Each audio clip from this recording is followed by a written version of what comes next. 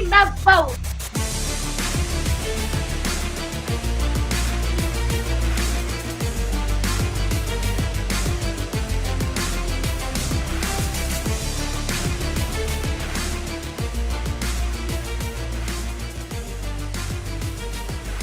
Court is in session with Ryan in Sacktown on If You Don't Like That. Now, Ryan in Sacktown. Oh, must be Rhino.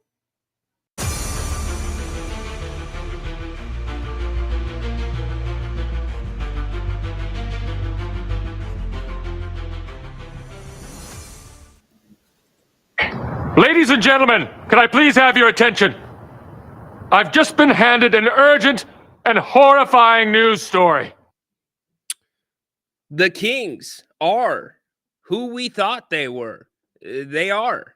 A monumental collapse at home in the biggest game of the season to date, hands down. This today is probably going to be more of a therapy session, a venting session. There is a lot to unpack and not a lot of time to correct it, because the Kings are back on the court tomorrow for a 3:00 game, which historically, this team does not always play well at 3:00. So we're going to talk about that. We're also going to talk about this timing. Y'all remember this time of year last year was right around now when De'Aaron Fox went about 16 days without talking to the media. And now the Kings are in this weird spot. This podcast dropped. Rich Paul sitting courtside with De'Aaron's wife. An awful performance and more of the same from Coach Brown. In fact, the motto of this season is this so far: somehow, some way. That is a staple for a Mike Brown post-game press conference. We're going to break it down. We've got audio. All of you, call the show 916-822-9485, or you can use the link that is in the chat. You can use the QR code. We've also got horsing around with the NFL later today, meaning we are going to have my son Liam's picks, and he's going to go against Haunted Horse. Horse won the week last week. See if Liam can get back on track. Also, we'll have our WWE segment towards the end of the show. I know some of you really enjoy that. Liam already chimed in earlier today, by the way. Remember what I say for the Rhinos. Hey, that's from him. That's not from me. You take it up with the 10-year-old. I did not plant those words with him. So we'll get into all of that and more. Let's make it a great Friday. It is a Royal Rumble Friday here on the show. Court is in session on If You Don't Like That. Grant and Ryan break it down. It's Sacktown, we're the crown. Needs to be more aggressive on the offensive end, but this is the kind of Williams, the D-line. Fox, goodbye. Oh, if you don't like that. Now, if you want to crown them, then crown their ass. But they are who we thought they were, and we let them off the hook. Pretty fitting soundbite right there, Denny Green. Real fitting for this Kings team. Ryan in Sacktown with you. What's going on, everybody? Get up in here. Let's get some excitement going, some energy on a Friday. It's going to be our one show on the channel for you. So we'll go about 90 minutes to 2 hours, however long. Take as many calls as you want to make. We're here for it. So thanks for being here. I know last night, again, big disappointment for this team. It's been now about 18 hours. Where's everybody at? Where are you at with this team? What are you thinking? You're now back below 500, more than a game. The Lakers, the thing for me about this game was not so much that the Kings lost.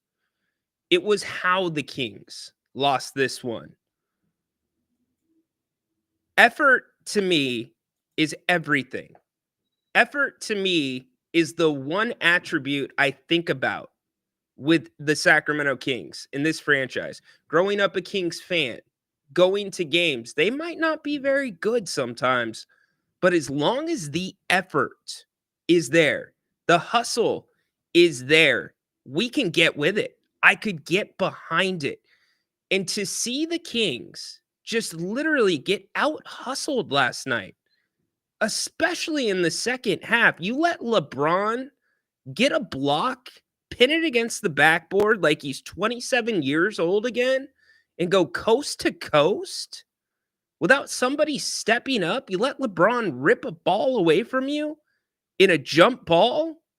You turn the ball over 12 times in the second half of what was supposed to be one of the biggest games of the season to date. And don't come in here and say, well, Ryan, you hyped it up as one of the biggest games. This game mattered. This game mattered a lot.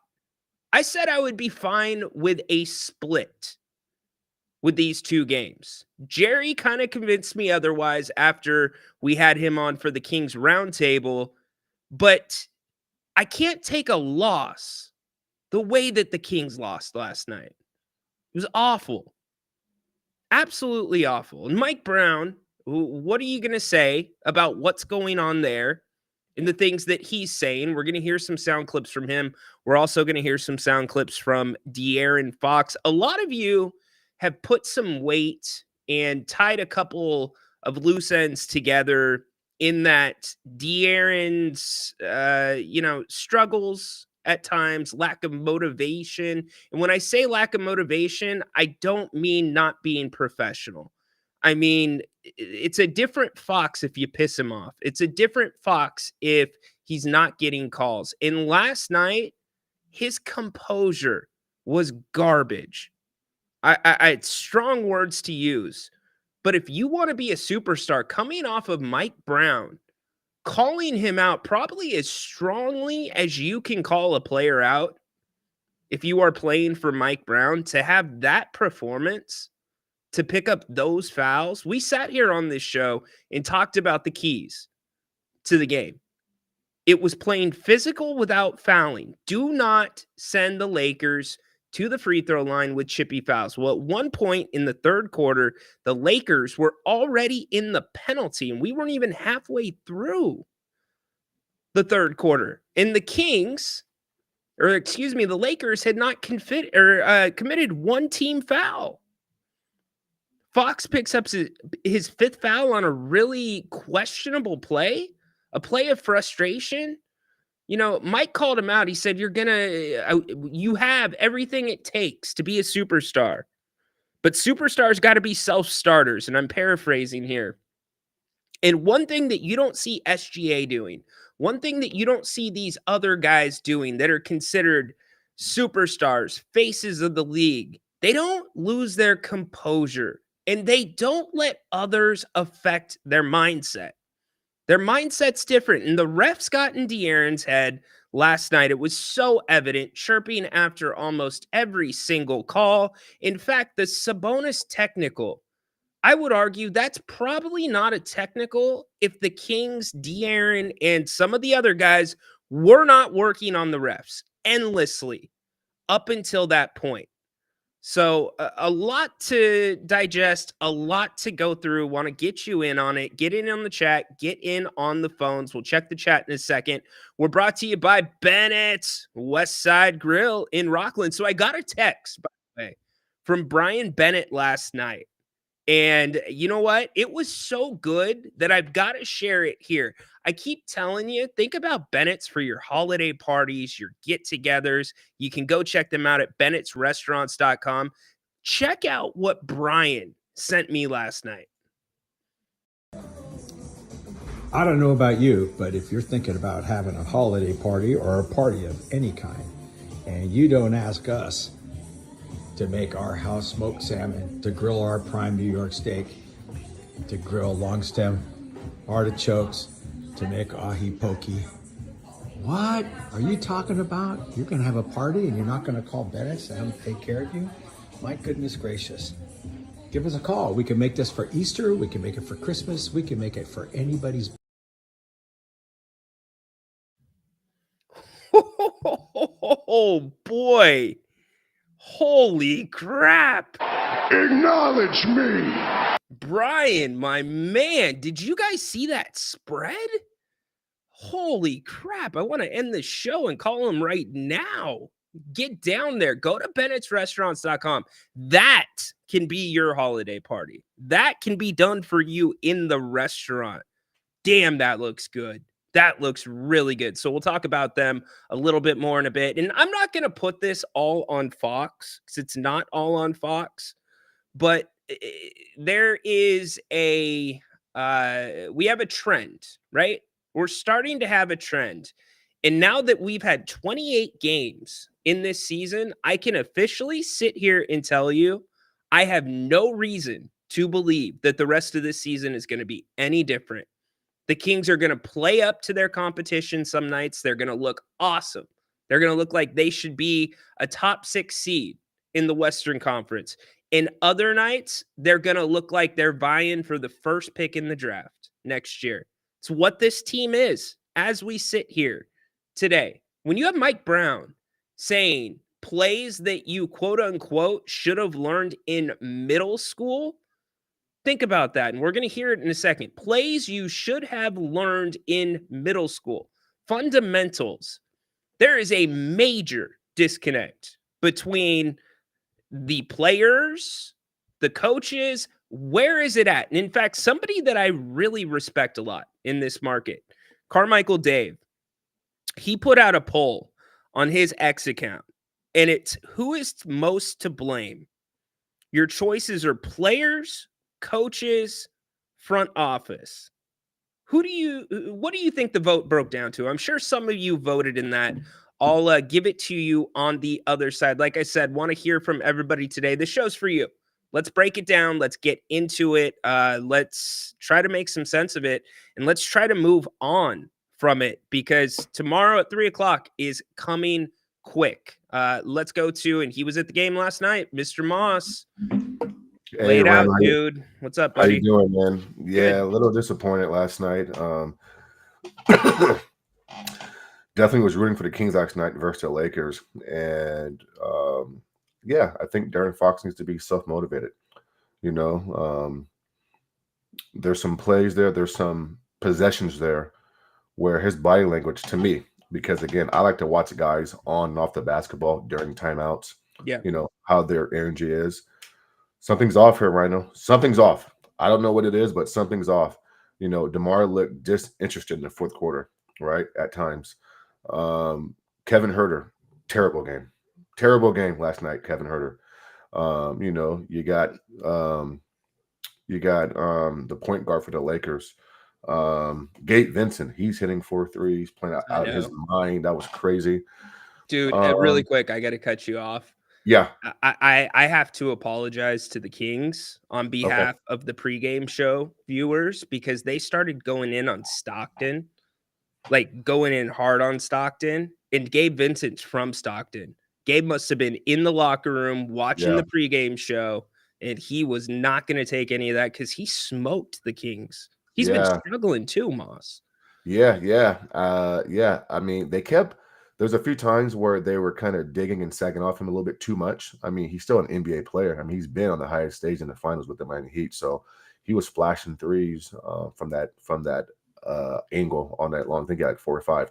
But listen, I think the Kings offense, respectfully, there needs to be a shift somewhere. I don't know what it is. You know, that dribble handoff play that Sabonis does, I like it, right? But there needs to be some more of this versatility to this offense. You know, he did play Keon last night some minutes. I like that, you know. But they were overhelping a lot on defense, the Kings were, leaving the shooters open, which I didn't understand that. The Lakers aren't no knockdown three-point shooting team, you know, but they were making some last night. You know, LeBron and AD didn't play their best. I mean, AD pounded the glass, but I don't think they were just awesome. I think Austin Reeves played good last night. And I won't keep you long, Randall, but here's what was most disappointing. In that arena, the Laker fans took over. They took over. So really quick, I want to mix this in with your take right now with what you're about to say, because I think it's a great question. How were the fans? Did they bring the energy? And then I'm going to add on to that. Were there any boos?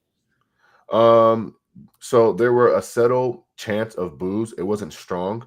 There was a point where I think it was the late third or maybe early fourth where the Kings got down by like 11 or 12 points off an open three, and you can see Mike Brown's energy just on the sideline, and some boos were kind of sneaking in there a little bit. But Laker fans at one point were saying, let's go Lakers, let's go Lakers. And granted, the Lakers fans travel well. They travel well, and so expected to see a lot of Laker fans in there. But at one point, man, they just took over Golden One Center, with their chance and their energy. And rightfully so. I mean, you're up 10, 15 points or whatever. And, they're going to do that. I didn't like how Mike Brown managed his timeouts yesterday, right, in the second half. I mean, there were a couple of plays where he could have challenged, but then I watched him specifically, Rhino, and he told his staff, I only have one timeout left. I can't risk that. And so there's some fault there. Listen, there's blame to go around on everybody, and let me close on this note. I think you hit the nail on the head. I think this is who they are, right? It's going to be up and down. There's going to be some games where you say, wow, they should be better. There's going to be some games where you be like, hold on, like, what are they doing? And so you got the Lakers again tomorrow at 3 p.m. And then you got a scrappy Indiana team coming in on Sunday who just beat the Phoenix Suns last night. They're no slouch. And so, you guys touched on the Kings need to split. I was thinking on this homestand, they go 2-1, right? But there's a chance, Ryan, that they can really go 0-3. It's like, that's possible. You know what I'm saying? And so I do like Mike Brown calling out, some of his guys. He's been doing it more so recently than most coaches do. But, he wants to put the accountability back on them. But his rotations, his timeout management, his run stopping, situations, if that's what you want to call it. There's questions there. He's not perfect. He's not above criticism. Right. But come on, Darren. Come on, Sabonis. Come on, DeMar. Like, where's the energy at? In that fourth quarter, DeMar was literally just standing and just not doing nothing. At one point, Darren tried to be a little aggressive, but then, he kind of backed off a little bit. Usually Sabonis plays AD pretty well. And, but there were times where he was going right at AD, and AD was just shoving it right back in his face. And here's my last point, I promise. And no, you're good, dude. You're good. The refs last night didn't like it. I thought there were some calls and plays that went the Lakers' way, which I'm saying, wow, okay, that's kind of weird here. I mean, so the Lakers are the number one free throw attempt team in the league, right? And you kind of, when you see it in person, you're like, well, come on, like, this is basketball. Like, let these guys, bang and bruise a little bit. Yeah. And so there's some ticky-tack stuff going on there. At one point, Malik Monk scored 10, 12 straight, 2 threes, 2 twos, something like that. It was like 9 or 12 straight. Yeah, something like that. So that was a good energy burner because they put the Kings up by, I think, 1 or 2 points, but the Kings could never pull away, and the Lakers stuck with it. But I saw some. Listen, man. I mean, just real. I see some concerns with this team. Obviously, defensively, there's concerns. But I'm starting to think offensively in the fourth quarter and early on in the season, DeMar and Fox were like the top 5 in that top 5 range of fourth quarter points, right? Closing out games or what have you want to categorize that. Yeah. But they've kind of gone away from that. Like, those guys aren't being the killers. And so I don't know if it's a pecking order thing or I don't want to step on your toes, but I want to see some more versatility out of the Kings offense. And Keegan Murray, yeah, a lot of open looks last night. I think he made one in the corner. You got to make your shots, buddy. Come on. You got to make your shots. And the one he hit was late at the end of the game. Yeah, it was late, man. But that's all I got, man. And I'm going to check. Listen, man, Bennett's, I got to get there, Rhino. I mean, you and I are going. Awesome, bro. Brother, you and I are going. That's already on me. We've you talked let me about know, man. that. And So. we're definitely there. Yeah, man. So that's all I got for today. Hopefully they'll bounce back tomorrow. We'll see. So yeah, we'll see, man. Are you hitting the game tomorrow? Yeah. We're going. We were going to sell tomorrow because you can get a good bang for your buck since we've already saw them last night. Yeah, but it's an early game, so our schedules are it actually works out well since it's an earlier game. Yeah, then we're gonna make it. Yeah, so it actually works out well. Yeah, cool. All right, well, let us give us a report on Monday. We'll do the game. We'll do. All right, thank you, sir. Brother. Be well. Yes. Moss saying a lot. There's a lot I want to respond to there as well from Mr. Moss. All right, really quick, because some of you sounded the alarm bells, and I'm like, Holy crap. Rey Mysterio's dead? It was his uncle. Not that it makes it any better, but it was his uncle. It's not the Rey Mysterio that is Dominic's father that is still wrestling in WWE. So condolences to the Mysterio family. Adam will be on later. We'll hit some WWE. Let's get to the chat, and then I do want to respond to Mr. Moss. Yeah, Tristan, I said it last night, man. Somebody came on the post game and they're like, well, I can't wait to hear what Mike Brown's going to say. And it's like, I can tell you what he's going to say. He's going to say that they got so many offensive rebounds that the Kings didn't follow the game plan and they didn't spray the ball enough. LA had how many? 15 blocks last night? 15 blocks. Embarrassing. Absolutely embarrassing. Yeah. Look, somehow, some way, that is not the first time that's been dropped. I've let it go up until now. But when I hear a coach say somehow, some way, and not just one time, but multiple times after multiple games, you know what that kind of tells me? Somehow, some way, if I'm using that expression, that's like, I don't know what else I can do. I guess somehow, some way, we're going to need a miracle for this thing to turn around. I'm not saying the Kings need a miracle, but that's how it comes across. It's like I've done everything. And I know Coach Brown comes out and says there's more I can do. But now, as these games keep piling up with these bad performances, it's, well, somehow I've got to find a different way to get through to these guys. Somehow, some way. It is. It is the motto of this season. Tristan, what does Mike Brown mean when he says something like, if they don't listen, we need to, yeah, we'll get to all of it. We're gonna get to it. I've got the sound, I've actually got the video loaded up. 32.6% from threes this season, which is lower than his performance in some previous years. Who are you talking about there, Dennis? Here's what I do know. The reason the Kings want to run to the corners is because their 3-point percentage is so high from the corners. It's where the Kings shoot the best three ball. It's in the neighborhood of, I believe the right corner is higher than the left corner. The last time I checked, the right corner was just shy of 50%, and the left corner was low 40%. So that's why they want to get there. They just don't have, they're just not getting enough shots there. John Wilkes Booth. John Wilkes Booth is in the house. Man, how old are you, John? Like 40, or excuse me, 147? And shouldn't you still be in jail, John? Just asking. Kings Court, let's go. Yes, indeed. What superstar could you swap Fox with and carry this roster? The problems are far deeper than Fox. Well, I don't know that you're going to swap a superstar for Fox. We can get into it a little bit more, but yeah, I think the problems are deeper than that. Look, everything that Mr. Moss said about the Kings offense last night coming out of the gates, I was astounded. I could not believe that the Kings were running DHOs against, dribble handoffs. For those that don't know, when I say DHO, what that means, that is a dribble handoff. That's usually when Sabonis has the ball, DeMar has the ball, and you have a cutter that's coming off of them, and Sabonis can fake with the ball like he's going to give it to him. He can go past and go to the rim. He can shoot, whatever. That's called a DHO, and that's been the bread and butter for the Kings up until Malik Monk began starting. And they weren't even trying to attack the Lakers at the beginning of the game offensively. Everything was backwards. Like they were being pushed back. They weren't pushing forward. And so I'm thinking, okay, this is either a terrible game plan or the Lakers are throwing some type of wrench into their coverage that the Kings weren't expecting.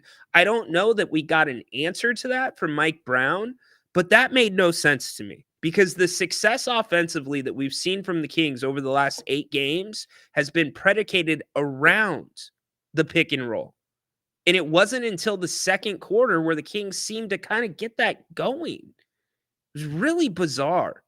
incredibly bizarre. DSC, I would eat all of that with tears in my eyes. Dude, me too. I am not. I am not manly enough, or I'm not too manly to admit to get some of that stuff. Oh, absolutely. Put on a good Christmas movie. Like what is probably my favorite Christmas movie? Some of you are going to push back on me and say this isn't a Christmas movie. Silver Linings Playbook. I love that movie around this time of year. That is such a good movie. Jennifer Lawrence, great job in that movie. Bradley Cooper, great job. Probably the best Lawrence performance I can think of. Love that movie. You get some De Niro too. Christmas time, Philly, a little bit of football, really important topic, mental health. All for it. Give us that food. DSC and I will watch the movie and eat it. Moss, yeah, he already got to that. Vote the players, the coaches, then the front office. Okay, there's one vote from DSC. We've got past the Rey Mysterio stuff, so we're good. Okay, so AB, I'm going to challenge back to you here because it's been one of the questions I've asked for a really long time, going back to last season. What is the Kings' identity? What is the Kings' positive identity?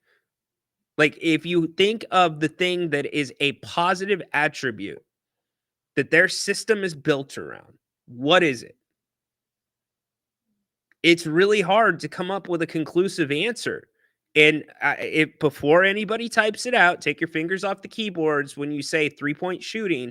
Every team in the NBA is a 3-point shooting team. So what is the Kings' identity? I would argue they don't have an identity, and that's part of the problem. And they have not had an identity for the last 2 years, year and a half. Last season and 28 games of this season. In fact, the closest thing that the Kings have had to an identity in the last season and a half is the stretch of basketball after the All-Star break, when they were ravaged with injuries and they were forced to play a physical style of basketball, muck it up, turn defense into offense. That was the most identity this team has had since 22-23. Hate to sound pessimistic, but DeMar wasn't the answer for our team. I'm not ready to go there quite yet. DSC again. DSC's busy today. Didn't decide the game. Agree with you 100%. The refs did not decide that game. I said yesterday the Kings needed to dictate how that game would be called, and all the Kings did was complain.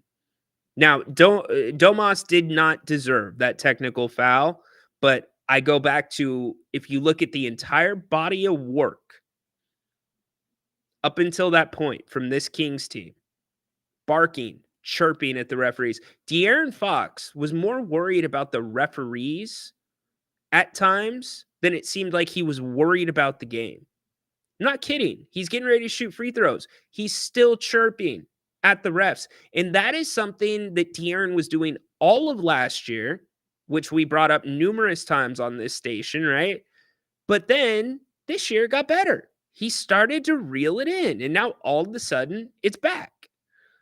Very weird timing. Refs have been on. Not. I don't think so. Remember when people thought Fox and DeRozan would be clutch? They have been clutch at times this year. They have been. They have won you a couple of games. So let's not go too far. We're gonna get to some audio here in a second. Your casual, this team doesn't even get me mad anymore. It is what it is at this point. Interesting. So, okay, I'm going to keep putting your comments up on the screen. Keep them coming. They are flying, but I do want to get to some audio from last night with Coach Brown. Then we're also going to listen to some audio from De'Aaron. Let me give you the breakdown really quick of Dave's poll.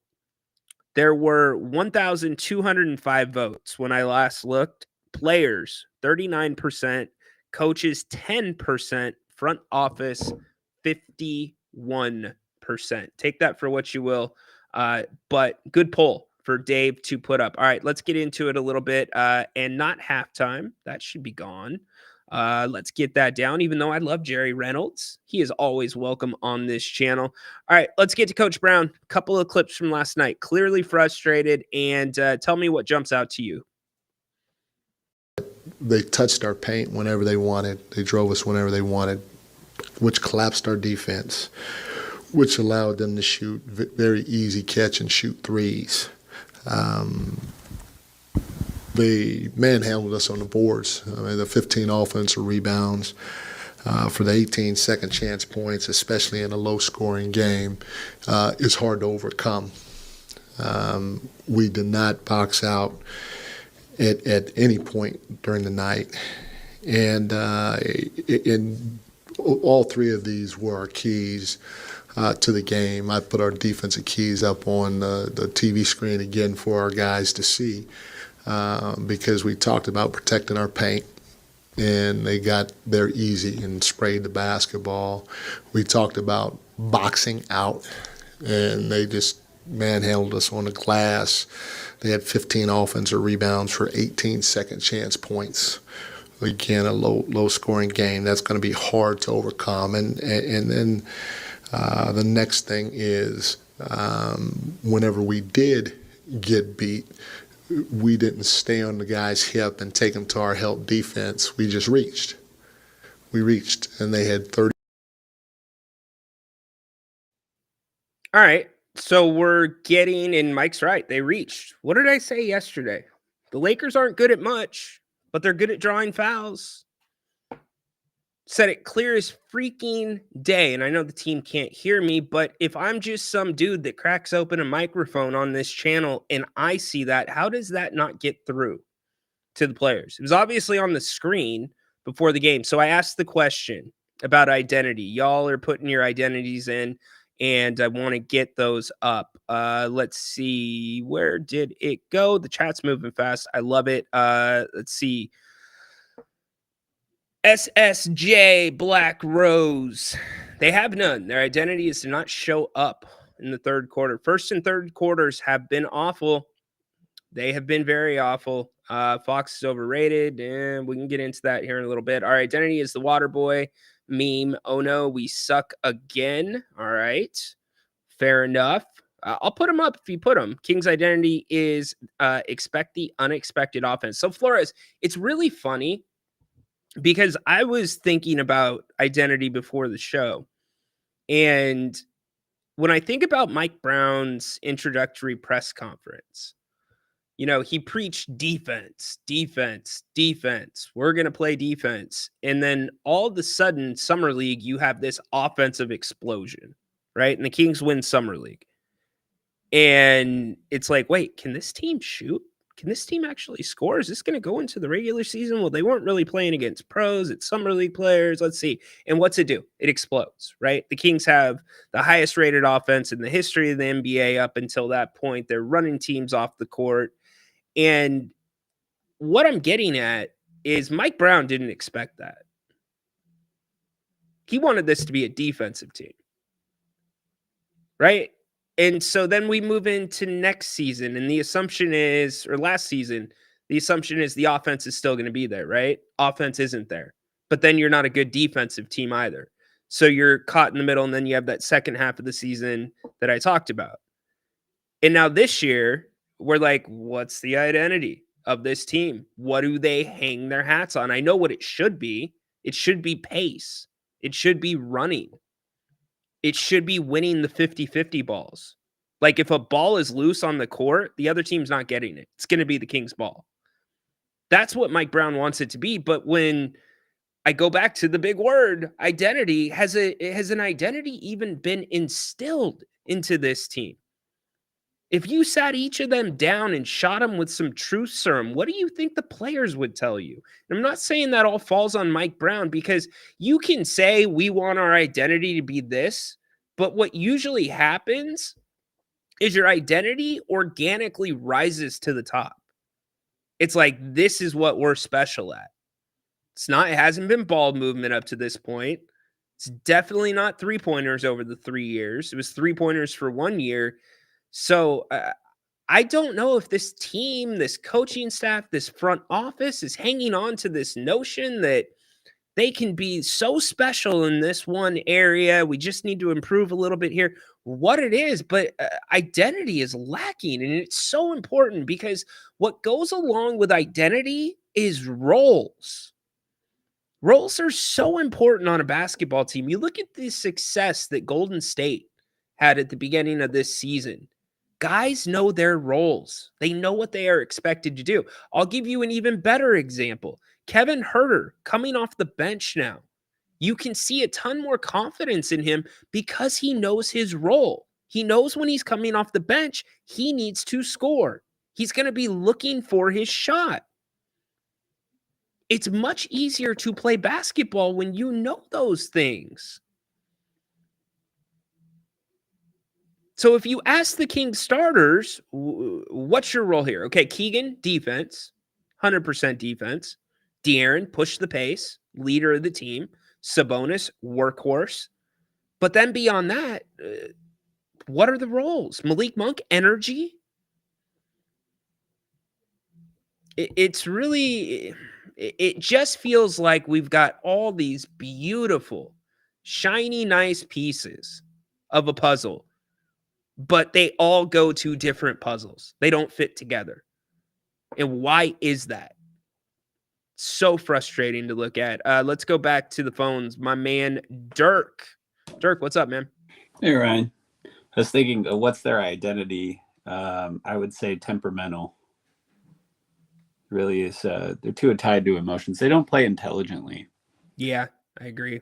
So they get emotional. They start looking at they're not getting calls or fouls. It feels anyway unfair. De'Aaron will have an emotional outburst. That's probably he got in his feelings a little bit. It's what that fifth foul was. I'm not thinking I'm angry, so let me just do this silly thing. Yep. So that temperamentalness, and thinking back so far of the season, it's when are the moments where you just felt it all come together? I would say the Denver game for 2 2/3 of that game, where they fought back, got that lead. That's this team working at a really good clip, and I know a lot of people talk about the roster and is it a flawed roster?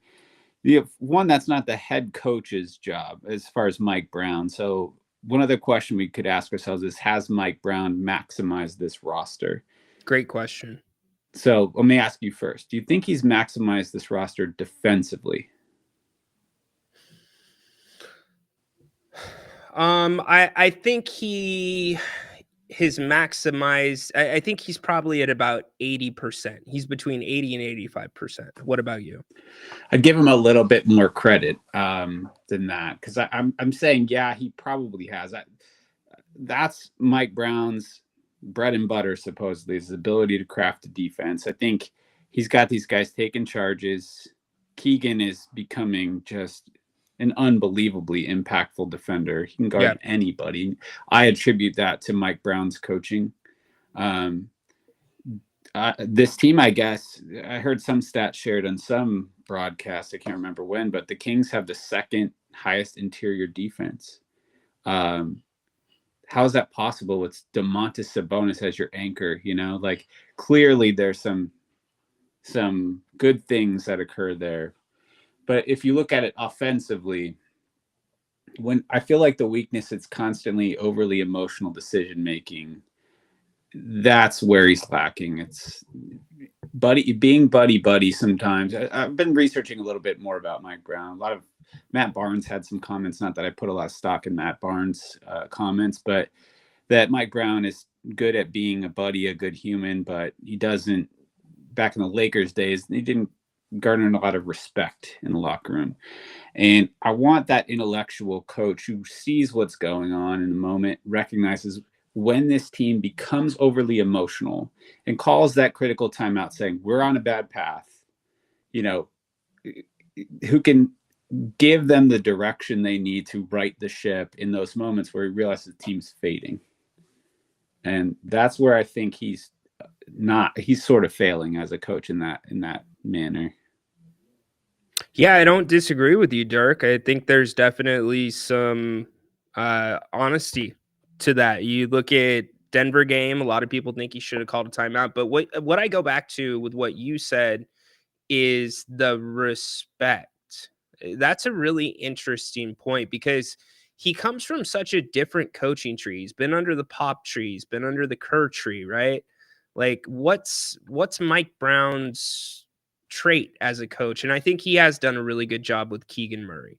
I think that's in part Mike. I think that's in part Keegan. Keegan is just a dream to coach. He's coachable. He wants to learn and he wants to do what his coach asks him to do. But as for the rest of the team, it's weird. It sometimes I guess here's the question that I would go back to: has Mike Brown lost credibility with this team? Because I have no reason to believe it.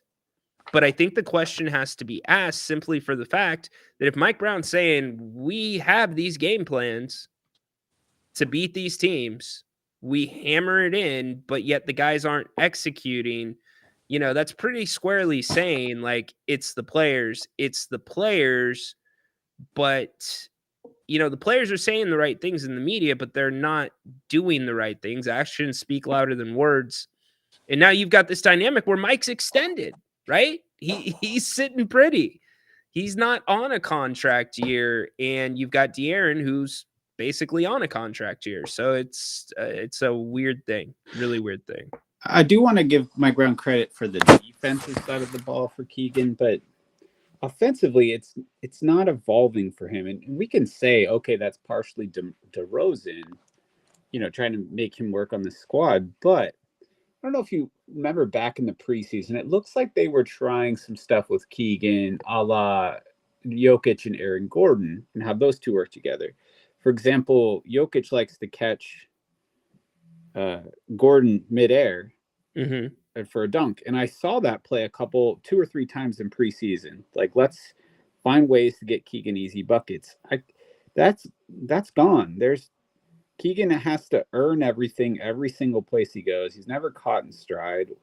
Why aren't we using the 6'8" athletic guy who was in the 99th percentile around the hoop in college? You're going to tell me he has no interior game? Like, there's no ability to get him open down low? It's the last time you saw him try to dunk. It's so inconsistent. I saw him send LeBron James on a ride last night, a legitimate ride. He ran through LeBron. Yeah, he was super physical with LeBron. It was one of the things I was hoping, man, if they win this game and I'd call out about it. Like, he was just pushing him around. Yeah. The Kings got extremely physical.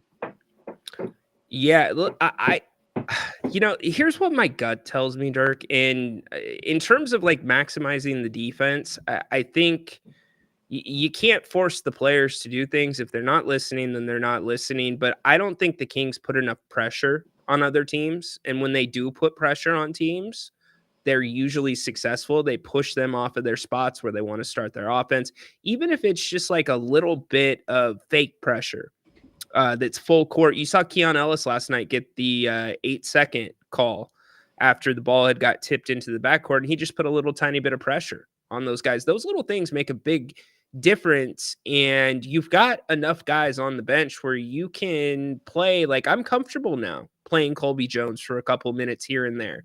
Let him come in and wreak havoc defensively for 3 to 4 minutes. Shake things up. Let him just go all out. He's got 6 fouls. Why not? Because the more hectic the Kings can make a game, the better it's going to go for them. And the perfect case study for that is that Denver game. Yeah, I'm with you. I like this putting pressure on ball handlers, like to have Keon Ellis, for example, be off ball, even Herter who's really good at getting in passing lanes, on top of Keegan as well. Like, who could be Keegan or Fox on the point of attack with the ball handler, and then Keon or Fox and Herter, some combination of, pressing guards outside the 3-point line. I've seen that work. I recognize that as a good way this team performs, but where is it? Like, what? I don't understand how everything is evolving. I'm not sure that it's Yeah, I don't know where to attribute. This team is still. I have some desire to watch them a little bit less. Yeah. I'm always going to watch the team, but it's, I kind of know unless something drastically changes, it's not going to end up well for us. Like this is going to be a big drop off by the end of the year because there's no consistency night to night, and man, I don't know what else to say. Yeah, one of the things I go back to, so before I started following this journey and following my dream and getting behind a microphone and working with Grant and now having this show, I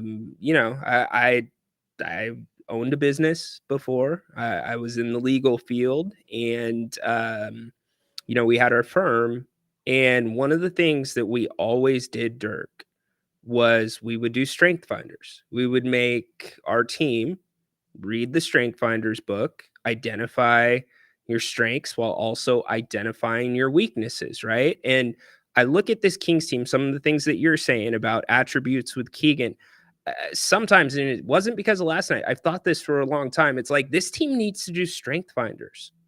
Like, I don't know that strengths are being maximized and weaknesses are being not hidden, but they're aware of their weaknesses so they can counter against them, right? Like, just what you pointed out offensively, the high-low action possibly for Keegan. Other guys, Fox last year with the threes instead of using his speed to get by and get to the hoop. Like, I don't know. It just feels like one of those situations, and this is pure speculation, where I don't know if the players feel like they are being used the way that they think they should be used. But they're going along with what the coach is asking them to do, whether right or wrong. Not saying the players are right, not saying the coach is right. It just feels like there's that disconnect somewhere along the way. I will say, if I was looking at Malik Monk in particular, one of his weaknesses over the first 2 years with the Kings has always been his erratic, errant turnovers in, he's playing wild at some point, trying to be fancy, and he would just turn it over unforced from a rag pass. I feel like that's way down this year for him. So it is. I think some guys like him, for example, target that. If I come back to it, I think Sabonis has played much better this year. I mean, there were periods where his turnovers were coming back, but maybe the offense has just changed, so it's less, his assists are down because we're not putting the ball in his hands all the time to make. But that seemingly has improved, yet the team's performance is down. I always go back to Fox. Fox seems like a guy that maybe he feels his success is in dollars. Like, he's definitely strategic. Like, he's been in the NFT space before, which some people consider a scam, right? He's in his shoe business with Steph Curry. He's talking about max deals, playing strategically. Maybe that's the most important thing to the guy. And I don't know, but it's interesting that you said that, because we're going to get into that in a few minutes, because I want to lay out a little bit of a timeline and let everybody kind of make their own decisions. But it's stuff that needs to be pointed out. Hey, Dirk, appreciate you, brother. Real quick, just one last question. I don't want to take Go up too much time. Did you research the Charlotte story I mentioned last night? I did, yes. We did you watch the rest of the post-game show? No, it's Christmas season. I got a lot of stuff I got to do. But okay, so Grant did his rant on the Kings-Lakers game.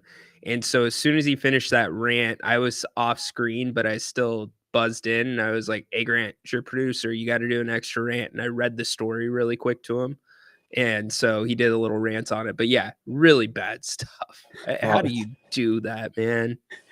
How do you do that? It's so horrible. Anyway, I'll talk to you later, man. Appreciate you bringing that to our attention. Yeah, have a great holiday, man. Appreciate you. Yeah, that Charlotte story. Are you kidding me? Okay, for those that don't know, we're going to get back to the Kings here in a second. The Hornets did an on-court skit giveaway, right? Like where they do them at the Kings games. If you, I don't know, like make a free throw, then you get $100. If you make the 3-pointer, then you get $500. If you hit the half-court shot, then you win $2,000 altogether, right? Well, the Hornets did a giveaway, but it was with kids, and the kid won a PS5. They handed it to the mascot handed it to him on court, right? And then when they get back into the tunnel, they took the PS5 away and they handed the kid a jersey. Merry Christmas. Like, you can't do, like, how stupid are you to think in this day and age of social media and stories spreading like wildfire, you think you're going to get away with a bait and switch like that? And I'm not even talking about the ethics of it and how wrong it is. Forget it's the holiday season. That is wrong. 365 days a year. Like, what are you thinking? The cost difference between that PS5 and one of the team's jerseys is more important than the PR nightmare that's going to come from that? Unreal. Absolutely unreal. All right. Still a lot to talk about. A couple of questions I want to address in the chat. Also, I want to lay out this De'Aaron Fox timeline. 3 o'clock. We've got horsing around with the NFL coming up, and then we'll have Adam with the WWE segment as well. Stick around. This De'Aaron Fox thing I think is really interesting. The timing of Mike Brown calling him out, the timing of the podcast with Draymond dropping. I've got audio from the podcast where De'Aaron Fox talks about what is important to him, and I'm gonna see or put it out there with you guys to see how you think it could tie back to the Mike Brown extension. Remember how Mike Brown went about getting his extension? I know he didn't personally go about it that way, but his agent put some stuff in the media, right, about him possibly not being extended. And what did the fan base do? You got to extend Mike Brown. You got to extend Mike Brown. What ends up happening? Mike Brown gets his extension. So we'll get to all that and some more. Let's hear some more from Mike Brown, though, first from last night. So somehow, some way, we have to make up our mind and decide who we want to be, because tonight was not a good performance at any level in terms of trying to let the Lakers and everybody else know that we want to get back to where we feel we should be in the standings. Offensively, again, like I said, we reached, they had 30 free throw attempts. Offensively, we had 12 turnovers for 17 points. And most of the turnovers were unforced. And in the second half. We had 12 turnovers for 17 points. Think about this now. They shot 40% from the floor. But for a half, we had 12 turnovers for 17 points that were probably majority of them were unforced.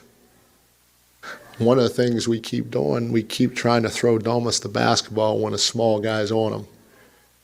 And we keep throwing him a bounce pass. And I tell our guys, if Domas has a small guy on you, you can't throw a bounce pass. You got to seal. Domas got to ask for the ball away from the small guy, and you got to throw it up to his hand. Because if you throw a bounce pass, the pass is slower. Not only is it slower, it's bringing it down to where the little fella can come up with the basketball or deflect it. But time and time again, we keep doing it. Not only that, get taught this in middle school. If I see a switch and Domas has a guy sealed and I'm at the top of the floor, I'm going to throw it to Tony on the wing. So Tony has a better angle to throw it into Domas in the post. I'm not going to try to throw it from here because that's a tough angle to throw him the ball.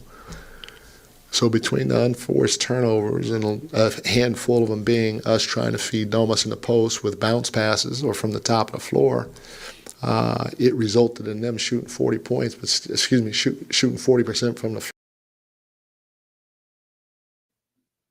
Whether you realize it or not, that is incredibly aggressive language from Mike Brown coming off of calling out Foxy.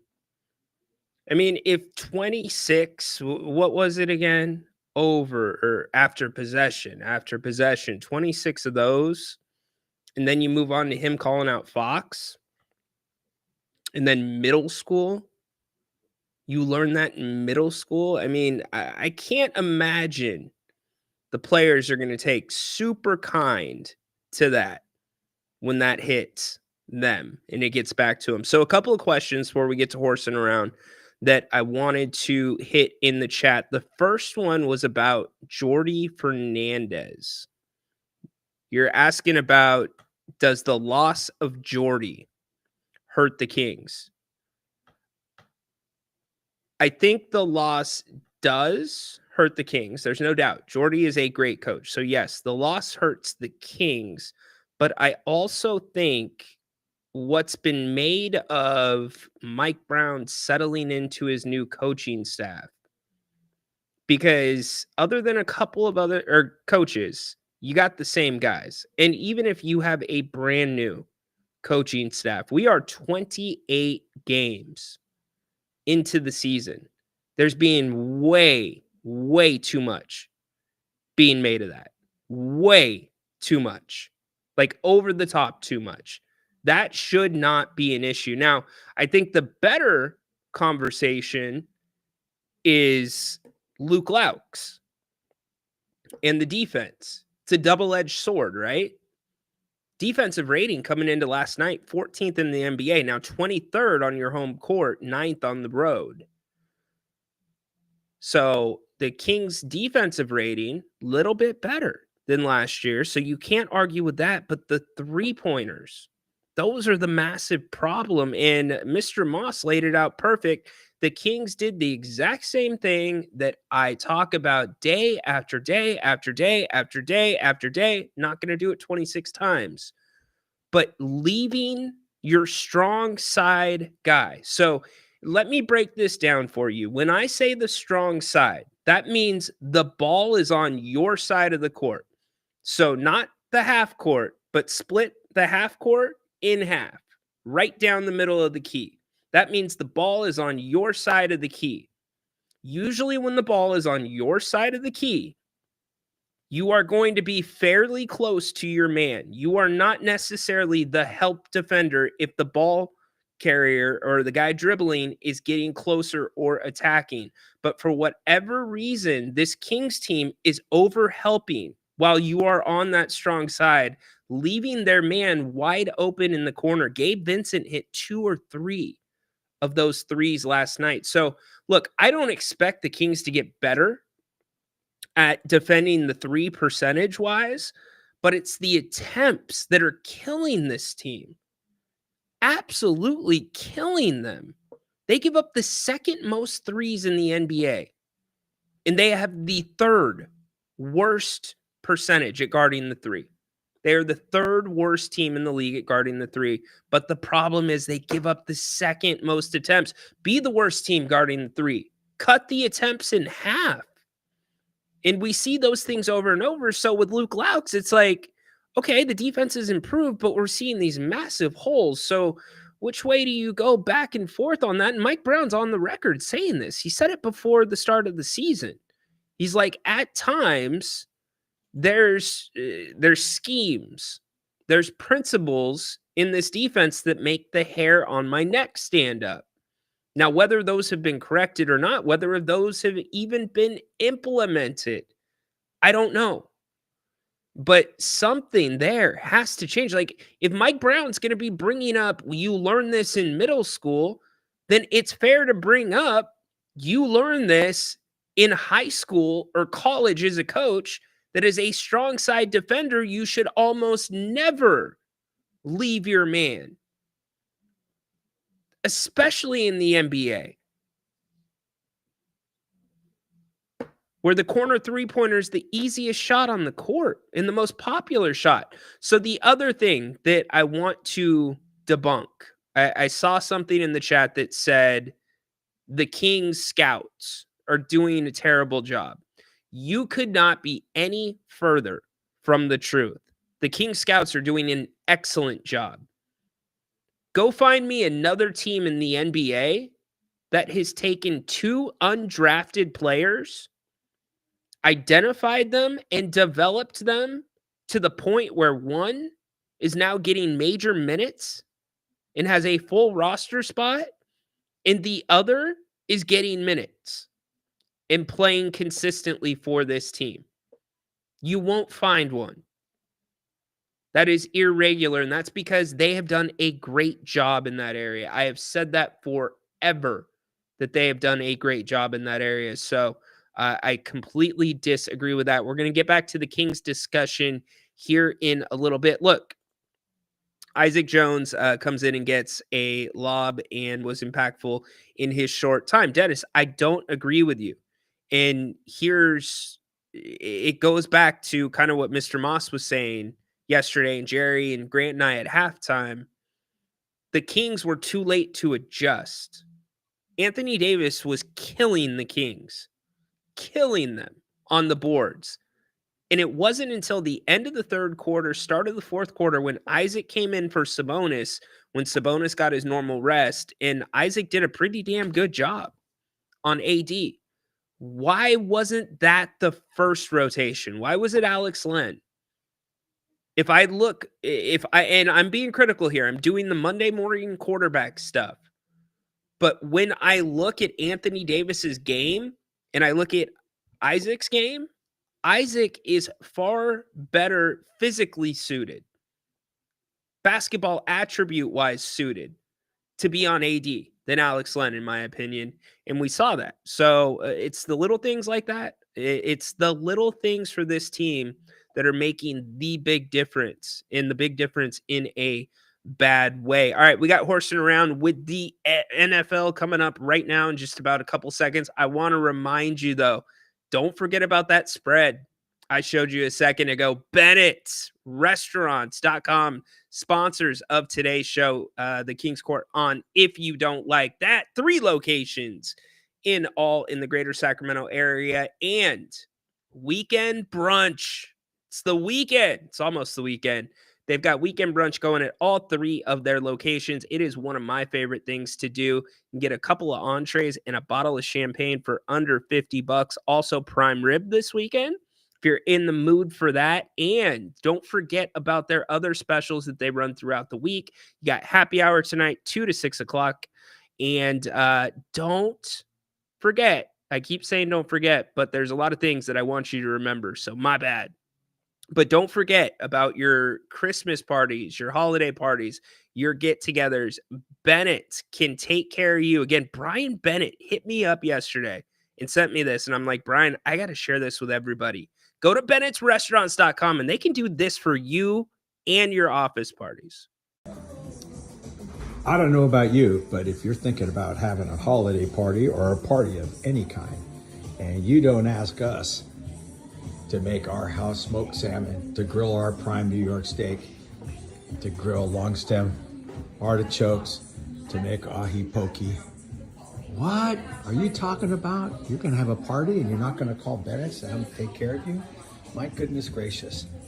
Give us a call. We can make this for Easter, we can make it for Christmas, we can make it for anybody's.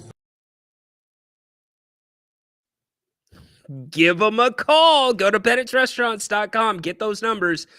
Roseville, Rockland, Howe, and Fair Oaks. Bennett'sRestaurants.com. You can put your orders in there to go as well. Make your reservations, buy gift cards, and much more. Damn, I am hungry. I am starving right now looking at that. Charcuterie and stuff like that is some of my freaking favorites. All right, it's that time of the week, horsing around with the NFL. If you haven't been with us for a little bit, what that actually is my 10-year-old son picking NFL games, ATS, against one haunted horse who comes in here and talks football all the time. I will say haunted horse won the week last week, so Liam's looking to bounce back. We bring him in right now. Haunted freaking horse. What's up, dude?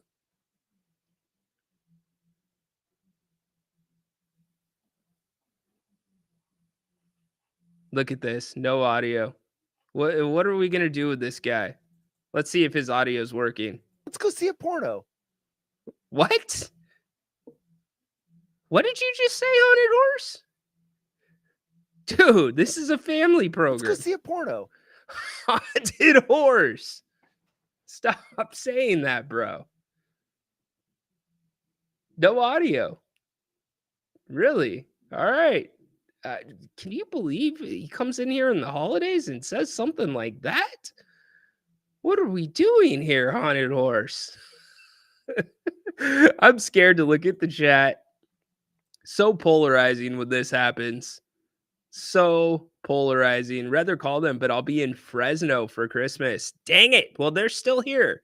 They are still around year round. So think about them. Good take by Dennis. Dennis getting some love. John, how do you see the Notre Dame game playing out? Yeah, haunted language. Let's see if he's ready. Nope, he's not ready. I'm looking. He's shaking. All right, Haunted Horse, send me a text when you're ready because I'm going to talk about De'Aaron Fox for a second. We're going to get to Haunted Horse when he's ready. It'll give me a second to talk about De'Aaron because I want to talk about this whole situation that's been out there now for a little bit better than a week. Yeah, Haunted, send me a text message because I got my phone next to me. I'm not going to keep checking back on the video. So let's talk about it. De'Aaron Fox, lot made of him not signing the extension both last year and this season. So let me get this down, by the way. There we go. Okay, so a lot not being made about the extension. And everybody's like the Supermax, the Supermax, the Supermax, right? Foxy wants to get the Supermax. Totally. I agree with that. I think Foxy wants to get as much money as he can. Why wouldn't you, right? What's the likelihood of him getting the Supermax? Not very good as he's playing right now. And more importantly, as this team is playing. A lot of these awards are as much about as what your team is doing as they are what you are doing individually, right? And so dating back to June, I've been tracking this story very, very closely with De'Aaron Fox and speaking to sources. In June, I put that tweet out. Per league sources, Fox is declining an extension this year in part because he wants to see how the Sacramento roster develops. That last sentence is the most important sentence to me. And I don't blame De'Aaron, right? We've talked about some of the missed opportunities this front office has had. De'Aaron wants to win. Now, fair to say on the other side, De'Aaron needs to play better. And for a portion of this season, I thought we had seen the best De'Aaron Fox. And then out of the blue, Mike Brown goes in on Fox, right? Well, also remember when Mike Brown went in on Fox, this podcast had just dropped. And this was during a time when the Kings were struggling to find their way, figuring out who they are as a team, flirting with 500, right? So how are the optics when De'Aaron Fox goes on Draymond Green, who is, if we listed out like the top 5 hated players in Sacramento, and it's not good to hate anyone or anything, but Draymond's in that top 5. Most controversial players most likely to get booed in Sacramento,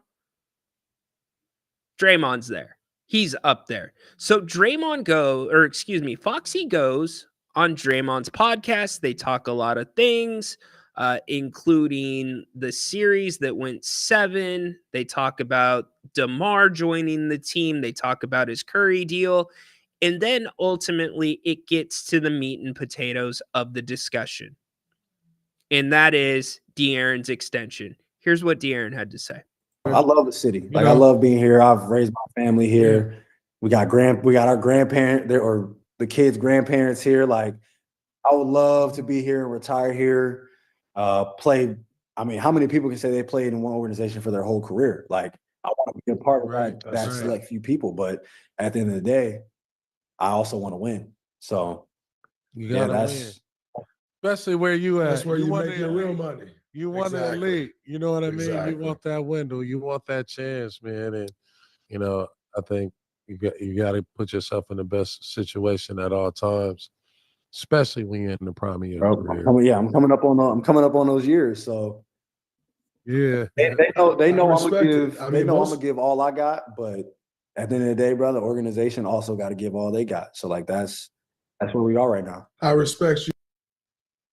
So that was his first comment on the extension in the organization. They need to give all they got.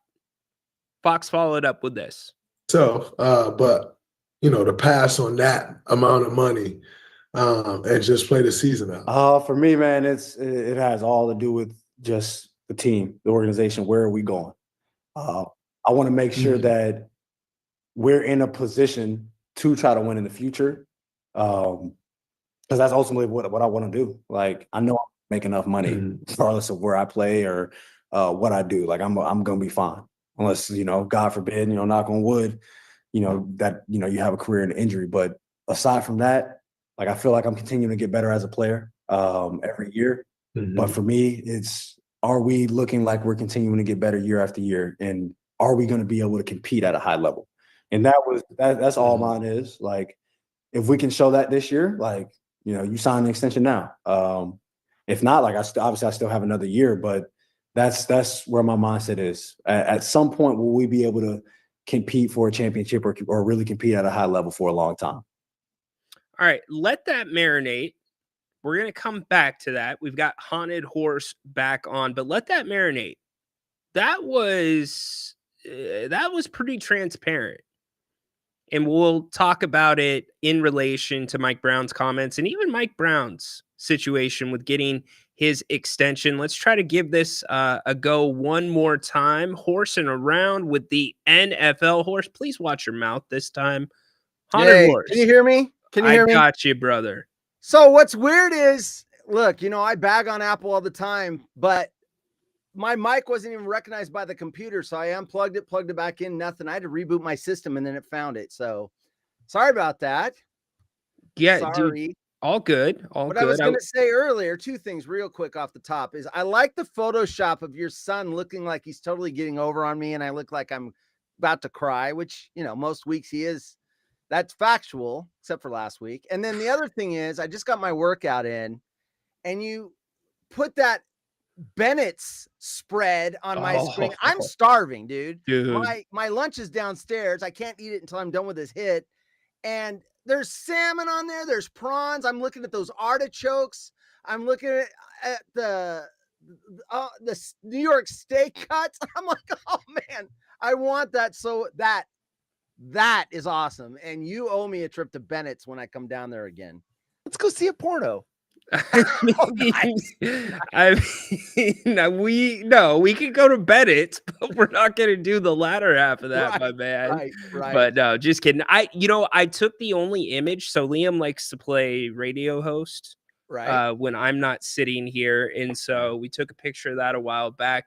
I took that straight from the opening of the waterhole, man. Right? Probably the picture of you right there. When you do thousands of hours of video, there's going to be my face doing lots of things. So anyway, so you nothing much. You have a massive night tonight. Tell everybody what's going on. I do. I don't know how many people here are Jim Rome fans, but I do this every year. I think it's either the 4th or 5th annual. I take the movie Die Hard, which Jim talks about all the time. It's a classic movie. I saw it when I was in the Army. And I remember the first time I saw it. It's an amazing movie. A lot of people argue whether it's a Christmas movie or not. It does take place on Christmas Eve. So during COVID, we had nothing to do. We had nowhere to go. All the bars and restaurants were closed. And so I just took that movie and started putting drops from the Jim Rome show in there, iconic drops that all his loyal fans know. And it would even be funny if you're a passive fan. And I've turned that into a parody movie, and I will run that tonight at 8 p.m. Pacific. And not only will it run live, and we can chat and talk about it as it's running live, it'll stay up on my X feed, for the next year. So I have people, I'll get 3, 4, 5,000 people watching it over the next 2 weeks that don't watch it live. And it's really fun. So that's tonight at 8:00. So go check it out. Yeah. I'm looking forward to that. I have never seen a Jungle Die Hard edition. Did you see Die Hard yet? Yes, I did. Wow, you finally saw it. I did. Good So for you. I've seen right. the movie, but yeah, go check that out All tonight. right. We'll be checking that out as well, going back and forth between that and the football game. All right, so let's get to Horson. You won last week. You right. kicked Liam's tail. So I I'm. had a good week betting as well. I made some money. It was nice. You want to tell the people about it? I hit a 4 touchdown parlay, 3 players getting touchdowns. I don't know it off the top of my head. One was Josh Allen running a touchdown in, not passing. And I had the over in that game. It was Bills, and that wasn't Rams because they lost that game, was it? Anyway, whatever it was, Bills, Rams, maybe. And then and so I had 3 guys getting touchdowns, him over. That was a plus 2,900 bet. I only put 50 cents on it, but I made $15. I made $15 on a 50-cent bet, plus 2,900. And then I had I picked 6 games with the point spread, not the one you guys use from Yahoo, the actual point spread from DraftKings, and I hit 5 of 6 games. And I played this thing called a round robin. So the way it bet, I won 4 times my money, my bet. So it was a nice win. This guy knows what he's talking about. That said, though, I had your audience berating me for using the DraftKings point spread. I went with the Yahoo point spread this week. Ah, so nice of you. Yes. It makes it so much easier. I don't want them yelling. Well, it makes it easier, but these spreads are like a 1.5 off. So if like someone's not going to play this weekend, the lines moved and I'm using old lines. So some of these, just letting you know, some of these point spreads, I'm going to pick one way for this, horsing around with the NFL, but I'm going to bet the other way because it's moved a 1.5. Well, we could say that DraftKings, their spreads are wrong. No, they're not wrong. They're current. Yahoo cuts their spread off at Wednesday night. So any news like Mahomes isn't going to play or someone is going to play isn't reflected in the current odds as of this afternoon. So I already know there's 2 games I'm picking against what I'm going to pick now versus that. So anyway, it's not, I'm whining. I'm just whining. Good job by Flores. Only bet what you can lose. Yeah. That was said. 50 cents, right? I can afford to lose 50 cents. All right. So it's your choice. Do you want to go first or do you want Liam to go first? It's easier you go first because they're lined up. The way he says them, it's easier to go. All right. You go first. Here we go. Horsing around with the NFL. This is my 10-year-old son that knows nothing about football picking against the spread. And more often than not, he has gone 500, at least 500 each week. And so he's beat me a couple weeks. One week, we tied another week, yeah. So get your pen and paper out. Here we go. All right, Liam, week 16 picks, horsing around with the NFL. You ready to bounce back, buddy? Yes. All right. Texans or Chiefs? Chiefs. Steelers or... All right.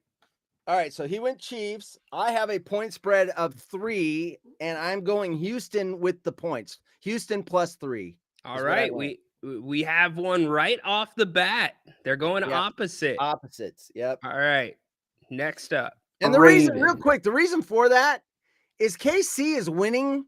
Obviously, they're winning all their games, but they're barely winning.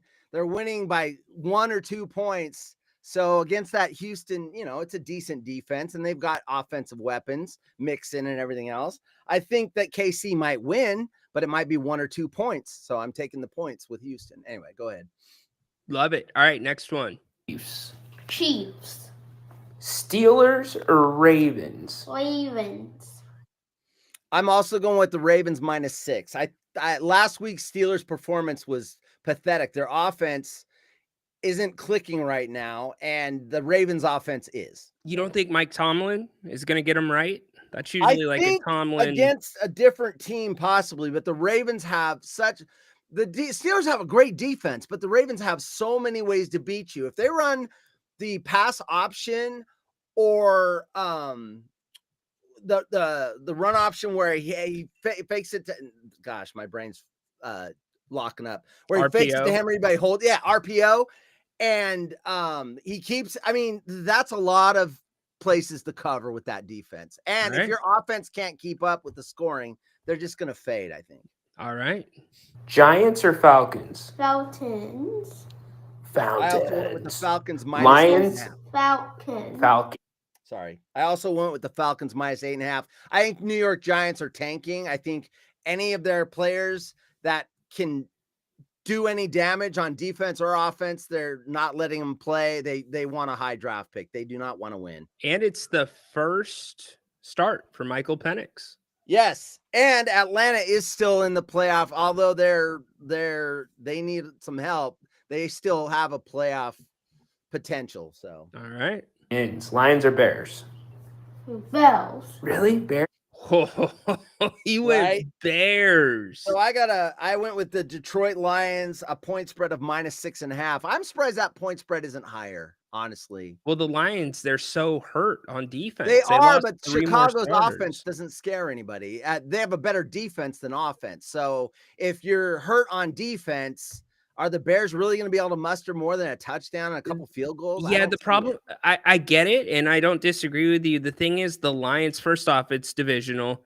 And second, the Lions sometimes have a dose of what the Kings get, where they play Right. down to their competition. But So I think they had that game already when they who was it that they barely beat that wasn't very good? I can't remember. Anyway, it was the about Thanksgiving 2 or 3 game. weeks ago. It was the Bears. It was the Thanksgiving game. Oh, so this is a Bears rematch. Okay, so yeah, Thanksgiving game. Yeah, I think that was I think having that scare and then getting the Bears again, granted you're more injured than you were, I think they're less likely to have that type of game again. All right. Bears? Yeah. All right. Browns or Bengals? Bengals. I like that pick. I also took the Bengals minus 7.5. The one thing that scares me is sometimes the Browns can get clicking on offense. It always depends on what mindset Jameis is in. Is he going to throw the ball away and throw a bunch of interceptions, or is he going to start clicking? I think they're going away from Jameis this week. Oh, that's right. They pulled him. Yeah, that's right. Yep. So because he and Judy were clicking there for a couple of weeks. Yep. But So you're right. I believe they are going away from Jameis, and they Yeah. might be trying to tank as well. I mean, obviously they're not a playoff team, and Cincinnati is barely on the. They need a lot of things to happen, starting with winning every game for the rest of the year. I think the only thing about tanking that we've got to be really careful about, and we don't always remember, is some of these guys are playing for a contract. the possibility of getting a contract next year. Right. Some of these guys are playing to hopefully get another look Right. with a different team. So, But we're going to come up to that on the Raider game. I think there are ways that, yes, the players want to play. I think there are ways that the coaches can subvert that if they are told. Like the Raiders coach, he's going to try to win, but I think that he doesn't have a job next year, first of all. And I think there's ways that ownership can sabotage their own teams. I think. You think Raiders have the number 1 pick. If they lose out, they can get whichever quarterback they want. Shador would be the one that fits the Raiders mindset, in my opinion. Dude, I am not disagreeing with Adam here. I think it's a solid Jameis take. is not the problem, although he throws too many. I mean, he's got that quote of "I pray that God delivers me from the pick sixes." Pick six, yeah. 2 pick sixes in a game. That's hard to do, even if you're trying. Very true. All right, here we go. Titans or Colts? Colts. I also have the Colts minus 3.5. They are still, possibly outside of the playoffs. They can make the playoffs still. That play last week. Help me with the running back's name. Oh, Jonathan Taylor. When he dropped the, I mean, come on, dude, you are a vet. That is someone a first-year rookie or a second-year player does when they're show button. Come on, dude, you can't do that. You know better.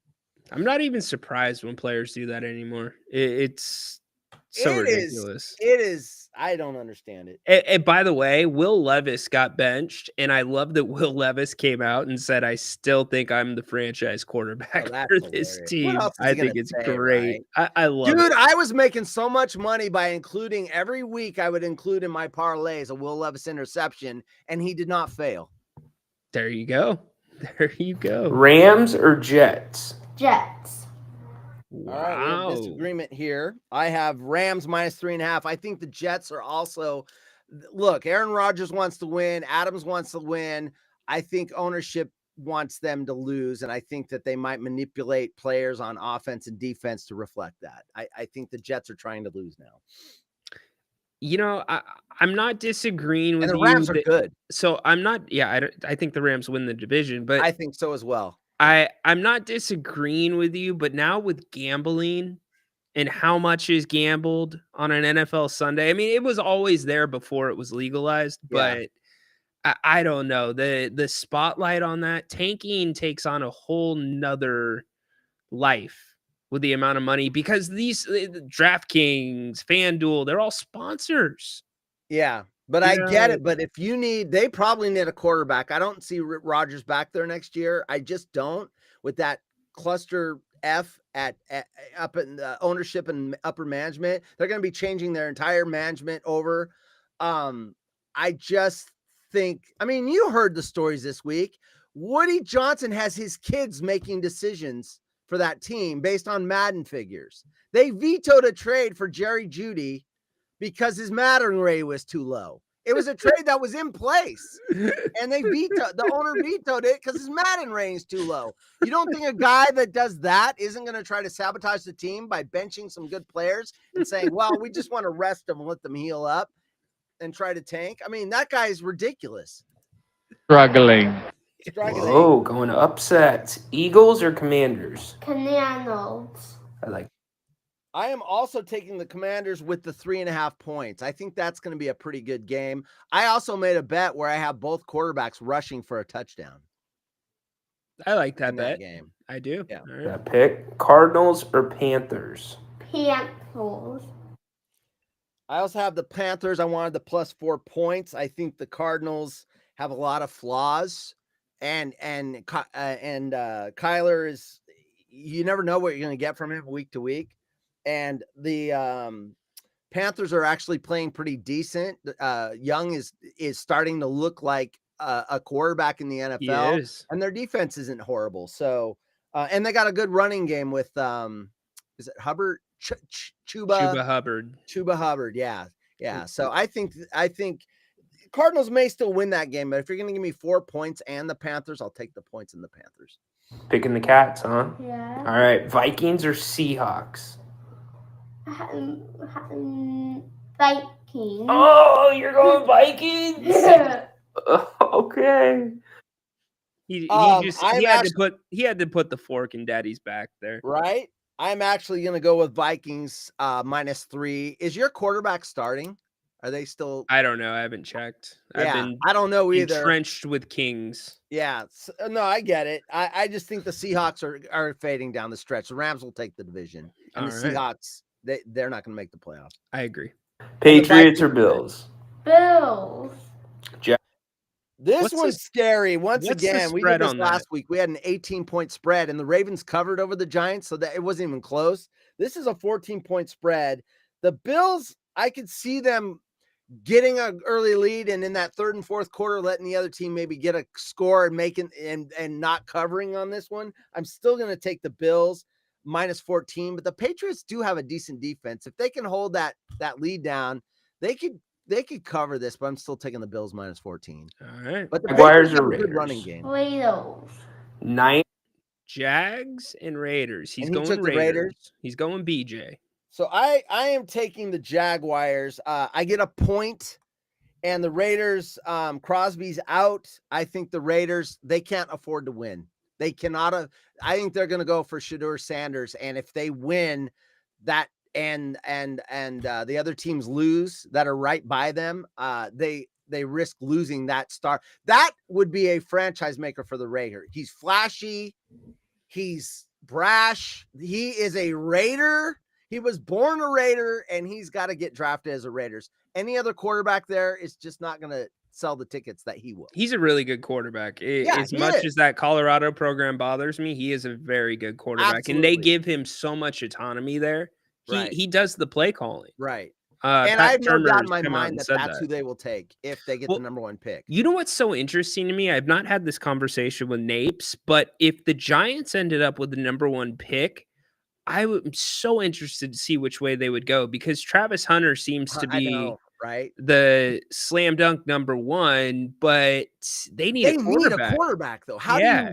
do you pass up your most needed position for him? Now, if you have a quarterback, absolutely he's number 1. He's the pick. But I don't know how they can do that without a quarterback. I don't know. Maybe Travis Hunter can play quarterback too. There you go. Or Dolphins? 49ers. 40 I whiners. want to say 40 whiners. But he picked them. He picked the So- Whiners. This game, I'm actually taking the Niners. I get a point. It's at home. The Dolphins are just they just can't click, and Tua looked horrible last week. He did look bad. So I'm taking the Niners, but I don't feel good about it. But I get a point. All right. Is that one in Miami? No, it's in Levi Stadium. Okay. Yes. I love it. Bucks or Cowboys? Cowboys. Finchy, he's going Cowboys. I'm also taking the Cowboys. Their defense looks much better the last 3 weeks. And Tampa Bay, their offense is nice, but their defense is horrible. And I'll take the Cowboys with 4 points. If Tampa Bay was the underdog and you gave me 4 points with them, I would have went that way. But 4 points, it's in Dallas, and their defense is starting to click. I'll take the Cowboys and 4 points. Right in the hot streak. And Saints or Packers? Go Pack Go. Which one? Packers. Packers. All right. Go Pack Go. This go is Pack Go. There you go. Anything to say to everybody? It's the last time you'll be on before Christmas. Have a nice day. Have a And good. remember what I say. 40 Winos. Boom! Roasted. You know Remember what? what he This year says. he's not wrong. It is the 40 whiners. Us whiner fans have been whining all year. Injuries. Oh, coachy, go. I Yep. also took the Packers. That's a big point spread, 13.5, but it's in Green Bay. I'm assuming it's going to be cold. The Saints are a hot mess. Kamara's dinged up. I don't know if he's playing. He was doubtful last time I saw him listed, and they're starting Rattler. I mean, they're just falling apart. And now they got to go up into the cold weather. 13.5 is a lot of points. But I'm gonna take the Packers as well. I love how the Packers are playing right now. The Packers are actually Liam's favorite team. So Nice. That's not a bad team to like. He loves the Packers. He's got his cheese head. He's got his cheese dagger. My mom's side of the family, my grandparents, uncles, aunts, all Packer fans because they came from Wisconsin. I was the only Niner fan in her family. So There you go. Yeah, this kid made me go to the team store at Lambeau to get him a cheese dagger. He wanted one Nice. so A bad. cheese So, dagger. I a like it. cheese dagger. Yes. like so, it. all right, that is horsing around with the NFL. Tell everybody again what you got going tonight, where they can find you. I got Han Horse Show at 5:00. That's an hour and a half from now. We're gonna read some weird news. We're gonna talk about Die Hard, the Jungle Edition tonight. Then at 6:00, I break for 2 hours. I'm kind of doing the Ryan schedule like you do during the day, and then break for 2 hours. 8:00 on Twitter, Haunted00 Horse. I'm going to run the Die Hard movie. I will host it. I will have an intermission and a post movie whatever hosting duties, and it's Jim Rome drops and funny drops. Hell, I got Willy Wonka drops in this movie. So wait, we're gonna have a post movie quorum with the director. Right. There you go. So I mean, who knows look, if someone wants to come on and Zoom, I'll have them come on. The crew, Tyler, whoever wants. Love to it. All right. Anyway, I'm dude. cutting into Adam's time. Let's hear about what's going on. So did we find out, Adam? And I'll ask this and take the answer off the air. Which Mysterio it is? Is it the uncle or is It's it the uncle? It's the uncle. Okay, I Yeah. was curious. I saw that in the chat. I'm gonna go eat some lunch, dude. Have Yeah. a Merry Christmas. I won't see everybody here until Friday. So You too. have a All Merry right, buddy. Christmas. Ho ho ho! Let's go see a porno. Oh, nice. Horsing around with the NFL. Good segment. Yeah, good job by Horse. Well done. We've got WWE coming up. Adam Uso. We're going to talk some squared circle here in a second. Want to finish my thoughts, if it's okay with you, Oos, on, can I call you Oos, Adam? On De'Aaron Fox before we finish up with WWE, because I think it's really important. It's something we need to keep an eye on. We talked about Fox. So if you're just joining us right now, what we're laying out is what's going on with this team. And the looming biggest question about the team is De'Aaron's future. And although it's not directly right in front of us, it's the biggest thing. It's the biggest road bump that this team's going to be facing in the next year. And I say year, even though he has a year and a half on his contract, because you got to make that decision. If you're not going to move forward with Fox, or you think Fox doesn't want to move forward here, you got to get something for value, or a value for him. You can't let this become a rebuild. It's got to be a recalibration. So what we were talking about is De'Aaron in the midst of the Kings struggling and the Kings Struggling. and kind of not finding themselves yet, but flirting around 500. He went on Draymond Green's podcast, and I reset this for everybody. I put this out in June because I've been covering this since last season, talking to some sources that are close to the situation. And that's what I put out. The biggest part of me, and I talked about it on Grant's show, is that second line. He wanted to see how the roster develops here in Sacramento because he wants to win, right?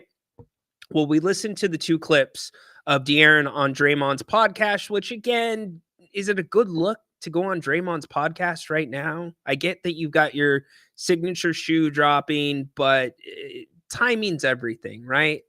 And I brought up last season. Timing was off last season too, to a degree, when De'Aaron went on that 16-day stretch where he didn't speak to the media when the Kings were on that long road trip. And so then we get Mike Brown coming out. And Mike Brown basically saying De'Aaron should be a superstar, but he's not going to be a superstar until he starts doing these things. And it was a little bit out of the blue. But the question I ask everybody here is, was it really out of the blue?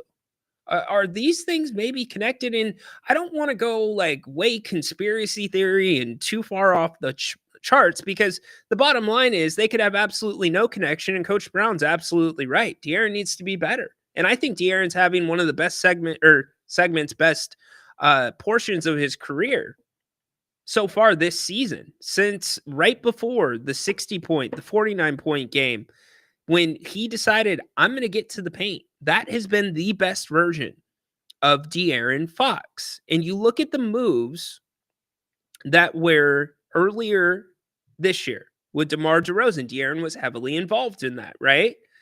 He met with DeMar that day. He was part of the recruiting process. So certainly De'Aaron is having some say within this organization. And so everybody is focusing on this first part, that he wants the Supermax. Yes, that's true. He wants the Supermax. I am personally saying, I think he wants to win more.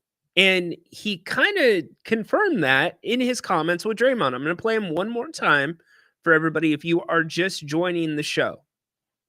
He talked about the organization needed to do everything that they can. The organization needs to do everything they can. And then he followed up with this. So, but, to pass on that amount of money and just play the season out. For me, man, it has all to do with just the team, the organization. Where are we going? I want to make sure that we're in a position to try to win in the future. Because that's ultimately what I want to do. Like, I know I make enough money regardless of where I play or what I do. Like, I'm going to be fine.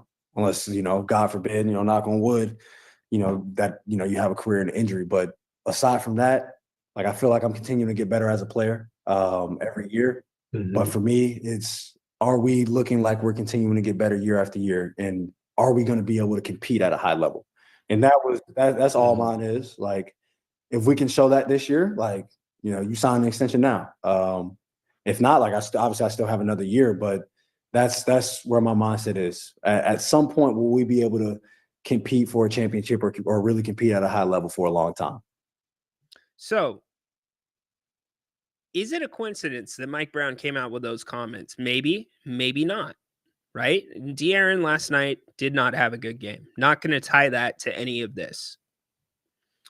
But is De'Aaron putting the Kings indirectly in an impossible situation? And how does this relate to Mike Brown? Mike Brown, when he wanted his contract extension, his agent got chirpy in the media. You remember that? Well, the Kings aren't willing to, pay Mike Brown this much money. And we feel like Mike should be paid this much. And what happened? Sacramento pushed back. Sacramento wanted Mike Brown to get that extension, and it put pressure on the front office. It put pressure on Vivek Ranadive. And what ultimately happened? Mike Brown got his extension. Is it possible De'Aaron's doing the same thing here with this podcast? Is it feasible that De'Aaron is saying this team needs to get better or else I'm not going to re-sign here? And if he is, which there's no evidence he is, but if he is, how impossible of a situation are you in if you're in the Kings? Because you could make a trade and it not work out, and you could still have a superstar or somebody that feels they are a superstar. I don't think De'Aaron's a superstar. I think he's a star. I think he's an all-star. He hasn't taken that next leap to me. But you could cater to De'Aaron and try to bring in more talent, which ultimately might not be best for the team, but it's a short-term decision, and he could still decide not to re-sign here. So what's this mean for the team? What's this mean for De'Aaron? Is the timing just a coincidence with Coach Brown's comments? Or is it possible that there is pressure on this front office to make a move? Is it possible that this team's saying, well, hey, you can play better too, my man. You're not doing your best either. There's a lot at play here. And it seems like there might be a very strategic game of chess going on. Because remember that bottom line right there on the screen wants to see how the roster develops. That was all the way back in June. All the way back in June. And so now we have moved from not as much about the Supermax, not my word, De'Aaron's word. I have enough money. I'm not worried about the money. I want to win. We have now moved to the second part of that statement. So if you're Monty McNair, what the hell do you do? If you are the Sacramento Kings, what do? You can't force De'Aaron to re-sign.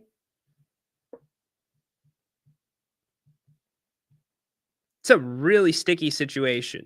Really sticky situation. And again, no evidence that De'Aaron's putting pressure on anybody, but I am pointing out the similarities in which Mike Brown went about getting his contract extension. The timing of De'Aaron dropping this podcast with Draymond Green. And then the timing of Mike Brown's comments about De'Aaron, what he needs to do to be a superstar. Is it possible there's friction in these camps? We don't know. But I think what we do need to do is pay attention to it and keep our ears to the pavement. And certainly, most importantly, watch what this team does. Watch what De'Aaron does.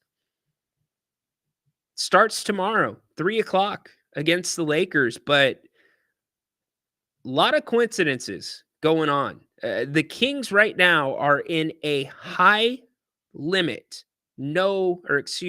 stakes, no limit game of poker with this organization and its path forward. because the difference between a rebuild and a recalibration is massive. Absolutely massive. So wanted to point those things out. Very interesting. Give me your takes on that stuff. Again, we're brought to you by Bennett's West Side Grill. If you weren't with us at the beginning, and even if you were, I'm going to tease you again because it looks so damn good. Go to Bennett'sRestaurants.com. Check out all their offerings, and especially during the holiday season, get-togethers, parties after the new year. Bennett's could do this for you. I don't know about you, but if you're thinking about having a holiday party or a party of any kind, and you don't ask us to make our house smoked salmon, to grill our prime New York steak, to grill long stem artichokes, to make ahi pokey. What are you talking about? You're going to have a party and you're not going to call Bennett's to have them take care of you? My goodness gracious. Give us a call. We can make this for Easter. We can make it for Christmas. We can make it for anybody's. So go to Bennett'sRestaurants.com. You can find all of the information there for all 3 of their locations. Get in touch with Brian and the staff at Bennett's. That's Bennett'sRestaurants.com.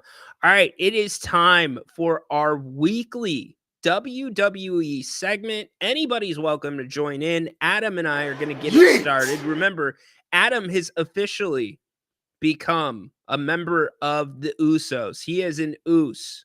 He is part of the family. So let's get it started. Now time for the Royal Rumble. We're talking WWE with Adam, our man, Adam Us. What's up, dude? What's up, Rhino? How you doing, brother? I'm good, man. How are you? Hey, you too, dude. You get everything Liam wants? Yeah, I think we're pretty well set up. Well, the one thing that he really wants, yes, I went to pick it up a couple of days ago. So yeah, he's squared away. He gets spoiled. He's the only grandchild, so he gets plenty of stuff from everybody else. I lived that for maybe 2 or 3 years, man, and it was good. It was a good time.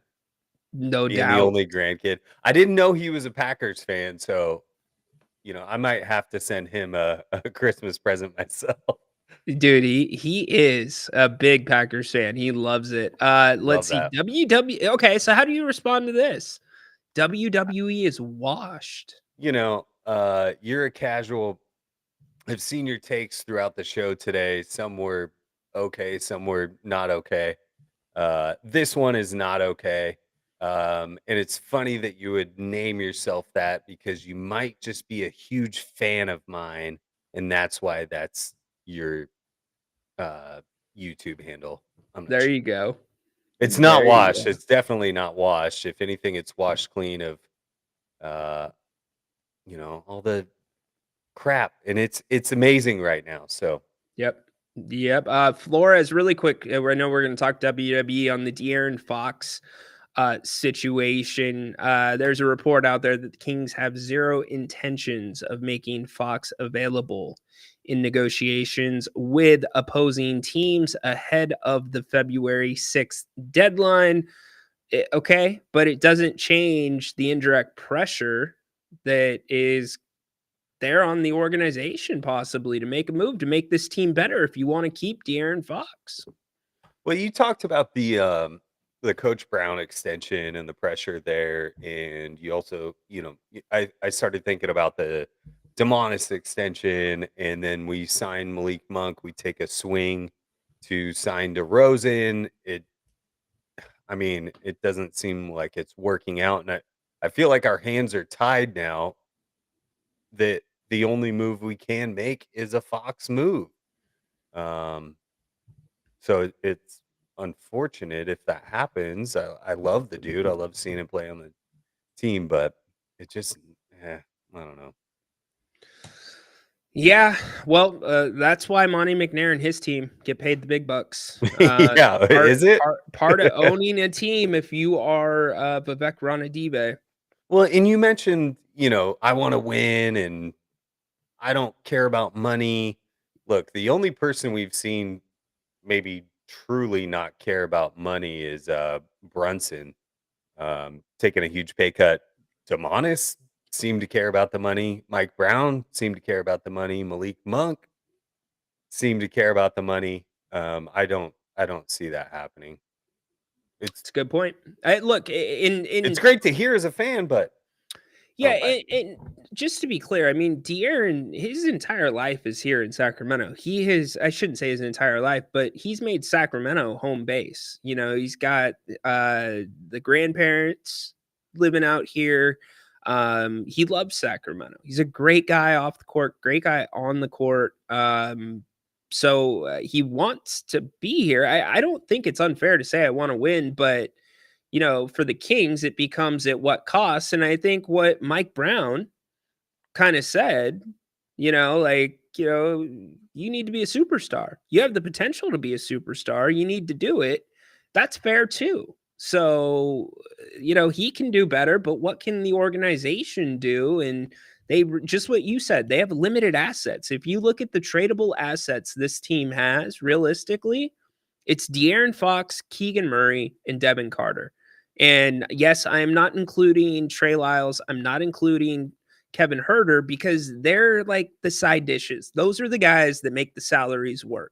There's not in the NBA that's going to come out and trade strictly for Kevin Herter or strictly for Trey Lyles, where you are going to get something in return that makes your team significantly better. It's just not happening. So, and Domantas Sabonis's contract, we talked about it this week. I don't think anybody's touching that because of how specialized of a player he is. Yeah.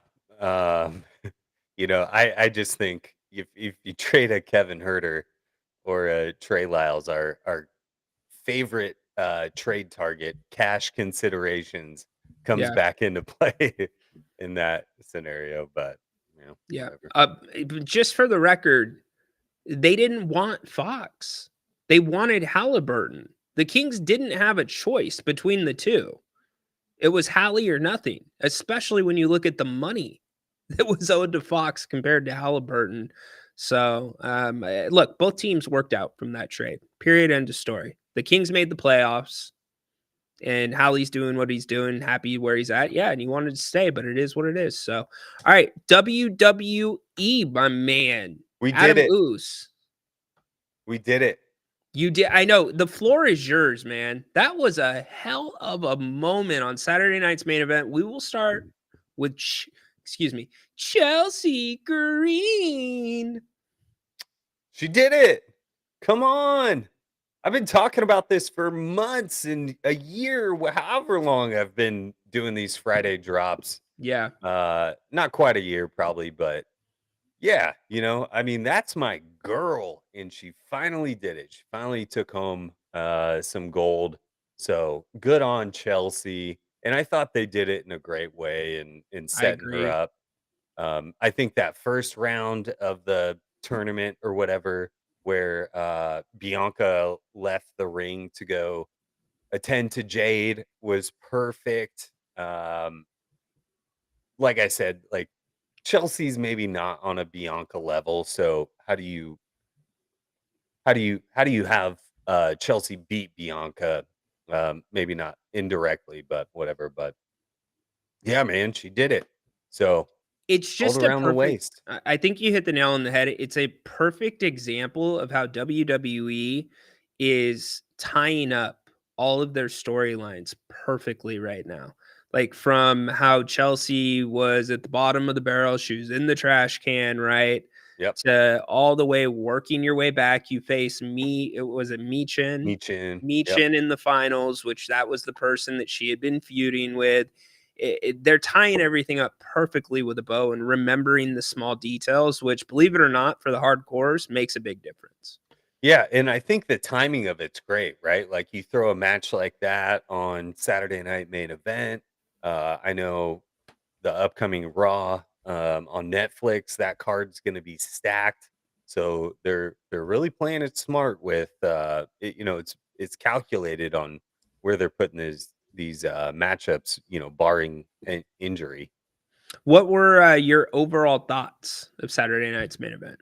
Man, so I think like well, I liked it. It was cool. It's got that nostalgic vibe, like the music, the graphics and everything was great. You and I chat a little bit, and a lot of people have been giving Jesse Ventura props, and yes, yeah, props to him, but I think he's seen better days on the microphone probably.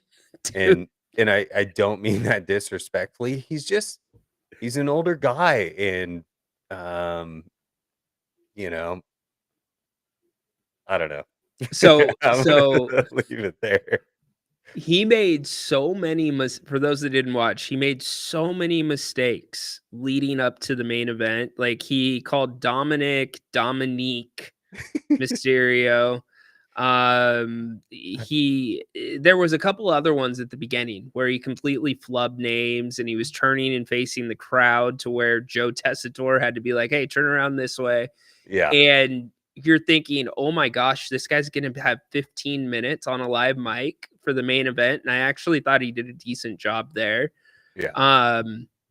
But yeah, I'm probably not bringing Jesse back. I thought the overall feel was cool. I liked the tighter aisles. Yeah, that was cool. I love that part, and thank you for bringing that up, man, because that was old school wrestling, like being able to touch them as they walked by and all that stuff. I don't know, that was cool. Somebody, I don't know if it was, who did Liv Morgan face? Oh, EO. EO. Okay, no, Mhm. you know what? It was Chelsea. Somebody, because the aisles were so tight, if you notice, there was 2 security people Sorta walking, grabbed grabbed her, her yeah, chest. chesticles. Yeah, yeah, that wasn't Yeah, super good. she gave him a look. Yeah, she played it off well though. Yeah. So yeah, this Cody Rhodes Kevin Owens thing. Where are we headed, man? I love it. I love it. I think it's great. The kind of the rumors are that Cody's going to take a break for a minute, come back for that January 6th Raw. And good for him. He deserves some time off. The guy's been working his butt off. Kevin's right. Kevin's right. Kevin's right. And I'm with Kevin. Also a guy, and I'm not a huge Kevin Owens fan necessarily. If we're talking strictly like kayfabe here, right? I'm not a huge Kevin Owens guy. And I'm also not a huge Seth Rollins guy either, but his work with CM Punk, I think has been awesome as well. And I'm starting to side with some of these guys that I don't normally side with. So yeah, I don't know. The Kevin Owens thing, I don't know if you've seen him walking around with the Winged Eagle belt Yes. after. Yes. He once again, he pile drived Cody, which is a banned move. After the cameras went off the But air this on was a Saturday night. worse one because it was like the box one, right? Yeah, He yeah. didn't do He that had to his Orton. arms like full Nelson style or whatever, but yeah, I don't know. I think it's cool. I like what they're doing with it.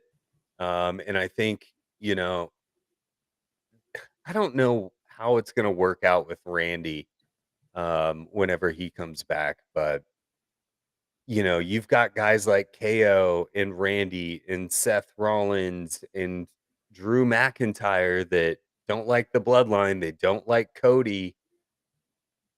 Do they somehow come together? And, you had that moment on Raw with Seth and Drew where he's like, just because we hate the same people doesn't mean that we're friends. But Drew just kind of let him walk away. And he's like, all right.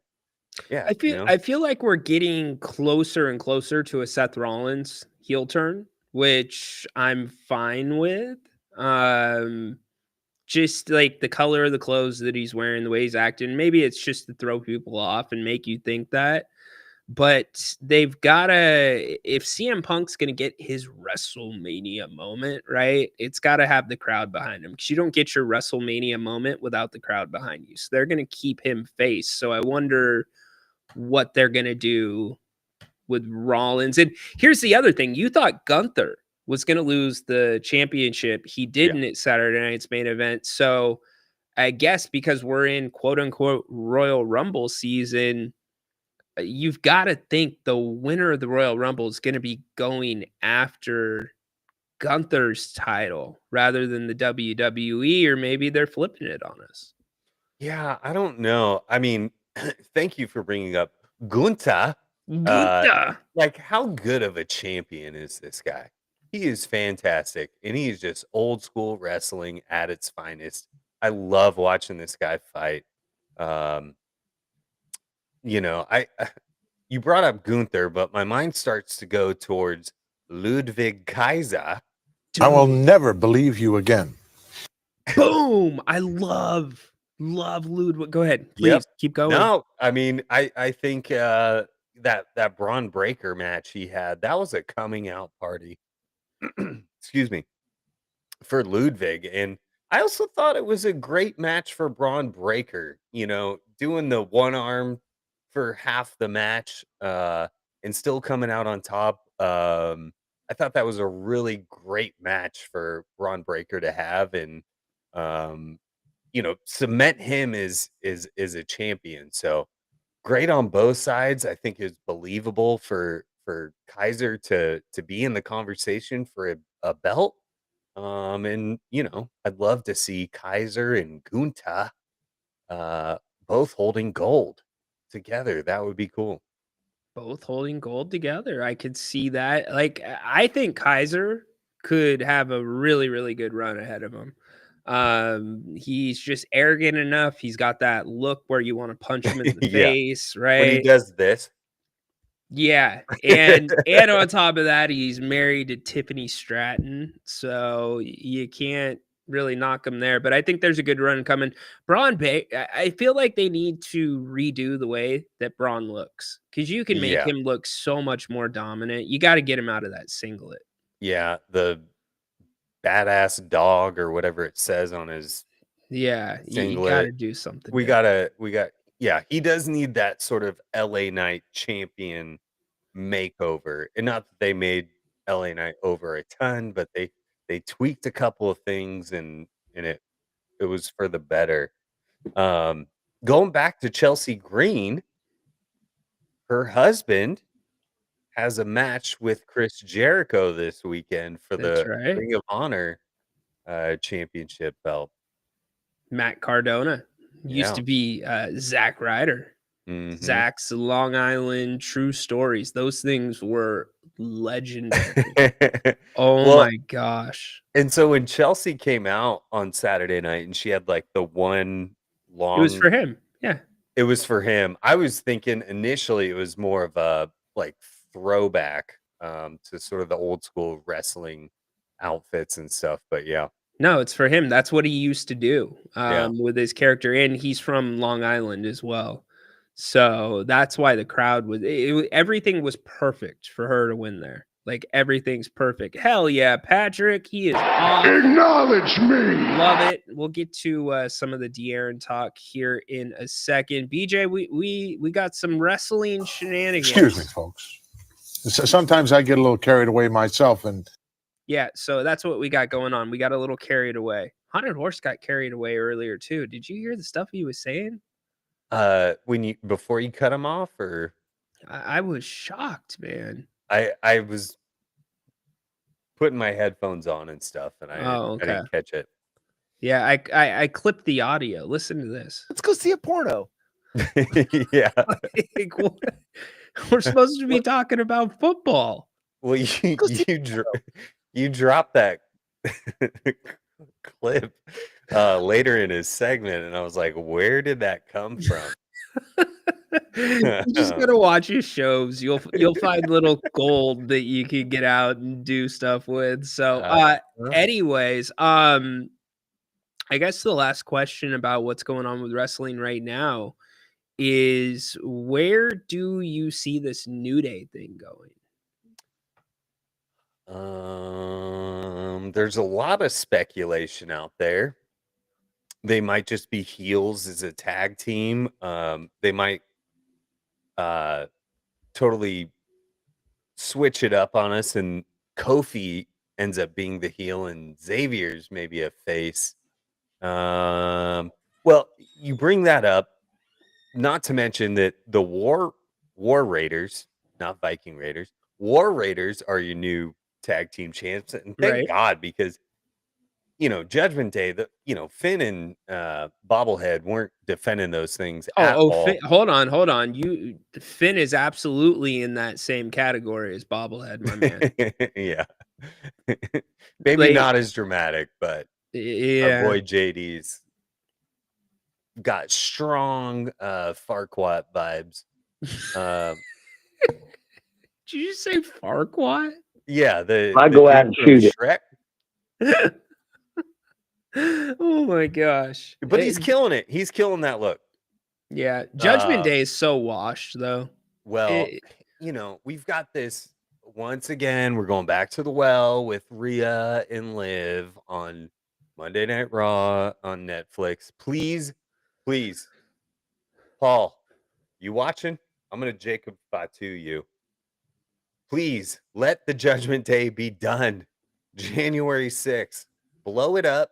Quit doing this feud between Rhea and Liv. We're done with it. We're done. Blow them up.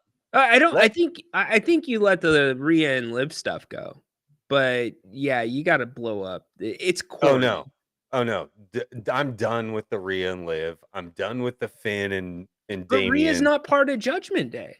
I know, but I don't care anymore. I'm sick of seeing these two go at it every single, we're just rehashing the same thing for the past year plus, dude, because we were talking about this being the main event. What was it? The opening match at WrestleMania, or was that SummerSlam? SummerSlam. But we've been through this for a year, and I don't think this is a storyline that can carry that long on or that far on. It's just the jokes don't hit when Rhea called Dom her chicken nugget B or whatever. Yeah. It's just like, okay. Like, it was funny when Dom said chicken nuggies, but it's not funny when Rhea says it back. Well, 8 months later. here's the other thing, dude. I love my Gorilla Monsoon drops. Oh, please, will you stop? I love my Gorilla drops. But anyways, no, like, they're doing this whole talent transfer portal thing. Yeah. Did you know WWE actually sponsors some NIL programs? Believe it or not, it's crazy. But Big 12 championship sponsor. Yeet! That's when you became an Uso. For those that don't know, Jey Uso legitimately brought Adam in. He acknowledged him in the family a couple of weeks ago. Acknowledge me. It happened. But no, seriously, do you think any big names are gonna switch around shows? I just think it's going to be more fluid.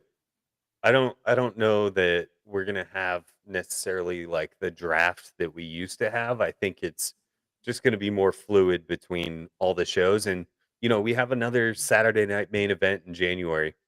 And I understand, there's not another PLE in January. We're pushing it to February, but you've got a Saturday night main event. You've got the Netflix Raw thing. So they're kind of holding us over there. And maybe the Saturday night main event stuff is something that kind of keeps us busy during December, January, that sort of stuff. And they're going to give their people some time off for the holidays, which I'm totally cool with. Do that stuff. Yeah, I don't know. Yeah, I think we're gonna see some, like, Braun Strowman, right? He's on SmackDown now. Yeah. And by the way, just so you guys know, they taped shows. So I think tonight is a pre-tape for SmackDown. Yeah. And Raw on Monday will be a pre-tape. It already got taped earlier this week. We don't have the spoilers. We're not going to tell you. No, thank you. I stay away from that. Yeah. So it'll be interesting. I'm ready because I think, that's a long time to go in between pay-per-views, but they did it strategically because you've got the Netflix show. That's there's going to be fireworks on that show. Yeah. And we thought the same for Saturday night's main event. Not so much, but the Chelsea thing was pretty damn big. So, Yeah. anyways, Um, are you watching the football game tonight? Notre Dame, Indiana, No. college football playoff. No. You're not scouting the other teams. No. When you're about to be a champion, you just focus it. on your lane, staying in your lane, focusing on what you can do to win. If you start letting the outside teams get involved in what you're doing, you're not focused on a Hold championship. on. So Hold on. What are the odds right now probably 35-1 or something. for Arizona State? All right. So Texas plus 350, Oregon plus 350. So those are your two favorites. Those are your betting favorites. Georgia plus 400, Ohio State plus 500. Damn. I don't think they're going to come close to that. I think that's way too high. Penn State plus 650, Notre Dame, who plays Indiana tonight, plus 850. Tennessee plus 2,500. That's not a bad bet. Indiana plus 4,000. And then you come to Arizona State plus 5,000. That's a good bet right there. I say you throw $1 down and you win $50, man. That's a good way to go. Dude, I can't believe Boise has the longest odds. Now, our teams have something in common. It's that if either of our running backs go out, we're in trouble. Yeah. But yeah, SMU plus 5,000, Clemson plus 5,000. It should be interesting. This Notre Dame and Indiana game tonight, though, can't wait for that. Yeah. No, you know where my eyes are going to be tuned. Come 7:00 tonight. Smackdown. Yes. Sweet. Speaking of which, who do we got tonight? We've got Bianca Belair, and Naomi is stepping in for Jade to defend the women's tag title against Nia Jax and Candice LeRae. Oh, it's time to take the meat off the trigger. Sorry about that.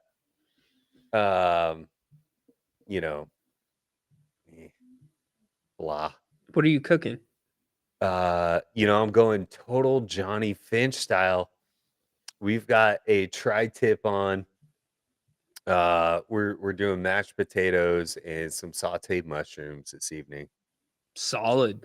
Love it. Mhm. I think, there's not really much going on SmackDown. Probably. Wait. You What? spoke too soon. We have Johnny Gargano versus Alex Shelley from the Motor City Machine Guns. Yeah, I'm not watching SmackDown. I might catch it sometime this weekend. Well, Yeah. okay. When they have a lack of like matches displayed on the website, that's when I'm kind of like, oh, there might be a little more mic work going on this evening, which could be cool. No, there's going to be a ton of pre-produced stuff. Yeah. Because that means they tape fewer matches. Sure. And you know what? I'm okay with that. In all honesty, maybe the wrestling side of it is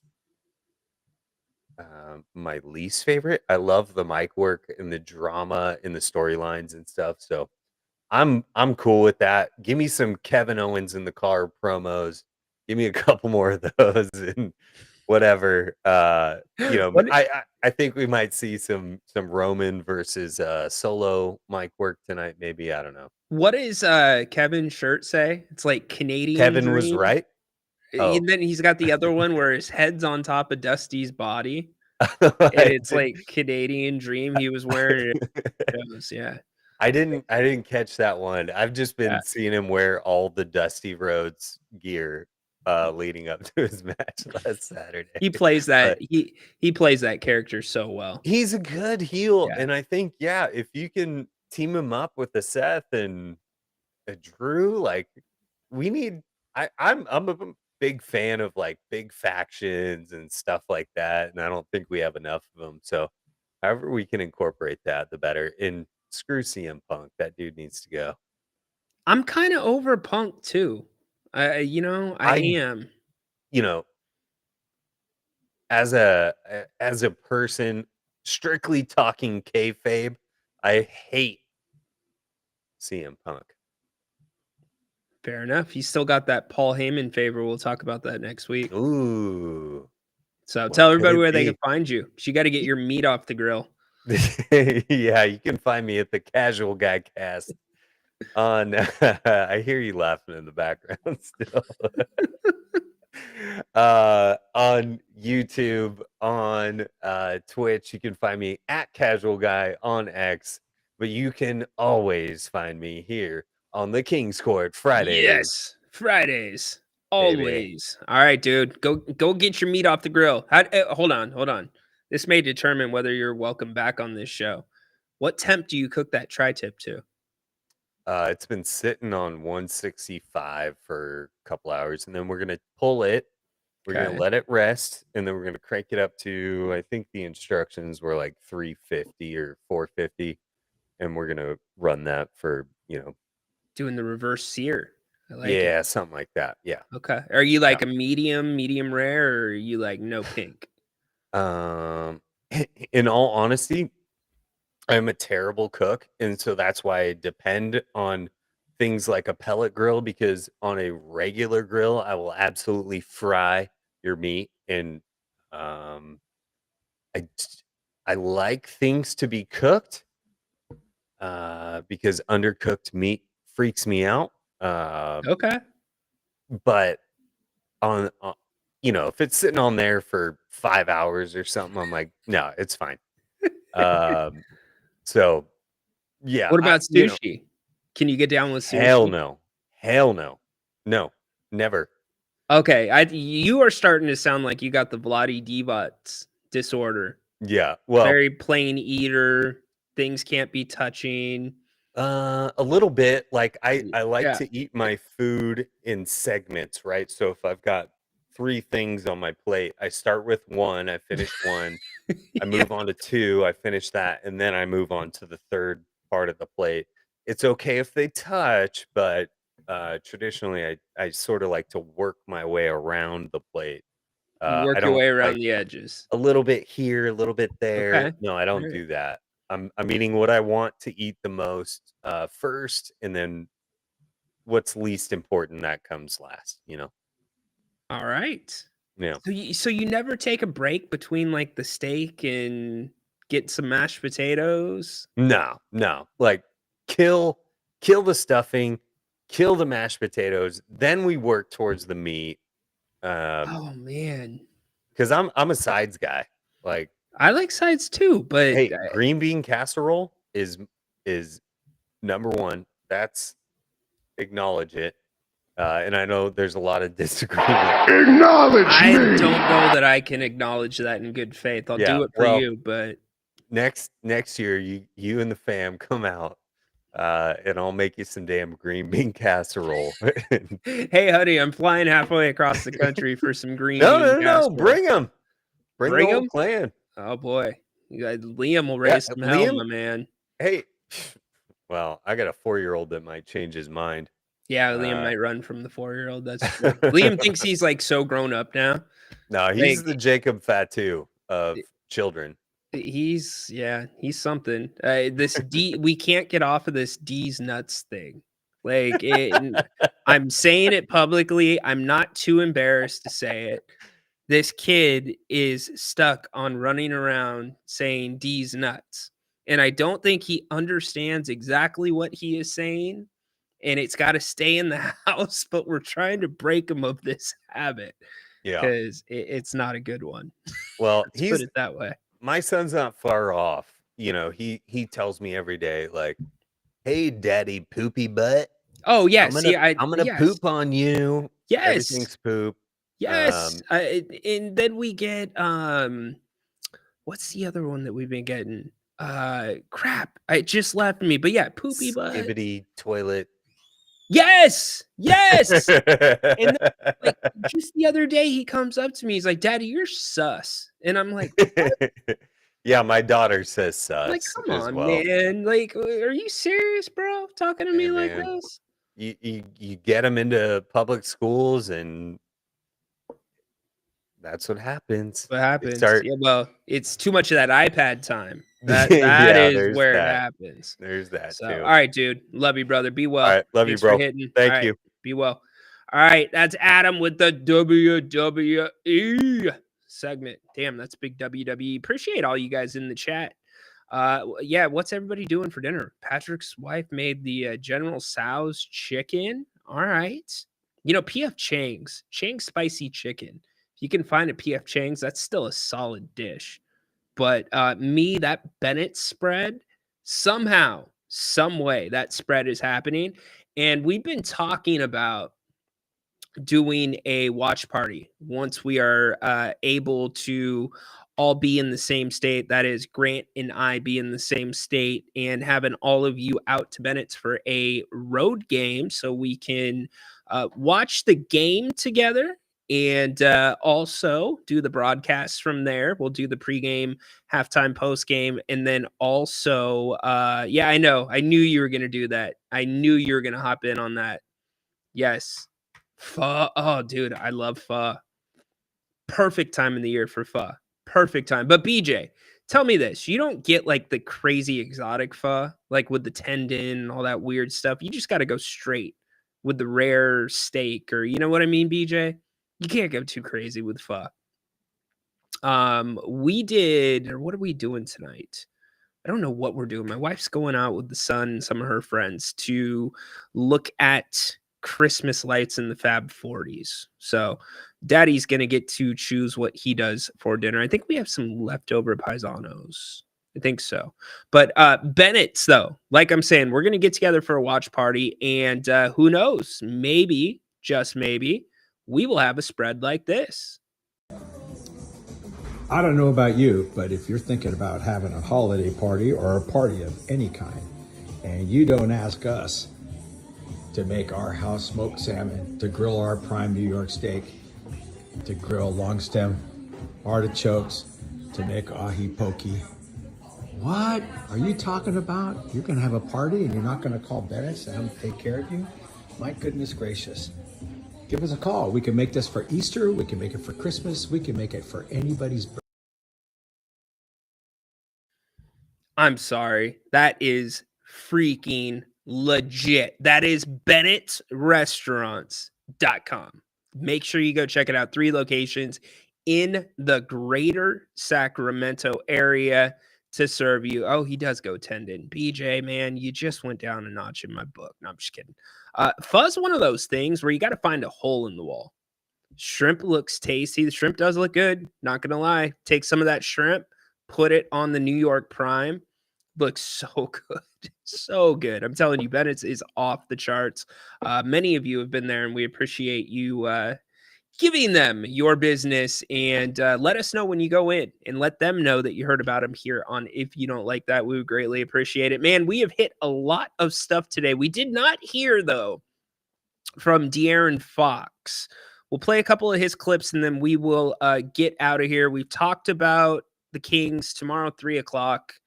Massive game. Look, the bottom line is I said, and I'll stand by it, even though I'm leaning more, Jerry's persuaded me towards the Kings needed to win both of these games. I said I would take a split, and I still will. But the effort that we saw last night from this team cannot show up again tomorrow afternoon. And the 3 o'clock games traditionally have not treated the Kings well. They have not been kind to the Kings. So can they bounce back? I know they practiced today. In terms of injury updates, I don't have any at the moment. I'll have to check my phone here in a few minutes. Here was De'Aaron. I got a couple of clips from him after the game, and we'll run through your last comments about what we were talking about with the situation around De'Aaron and his contract, the podcast, Coach Brown's comments, etc. Here was Foxy after the game.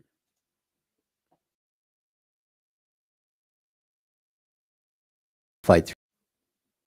Excuse me. Fight through this. I mean, you got to find ways to break through that. In the day, like it's not like offensively outside of turnovers, like we shot decent percentages, but we didn't keep them off the offensive glass and we allowed 30 free throws. D, as the leader of this team, what are you doing personally to try to get the message that you guys have to have a sense of urgency to win these games?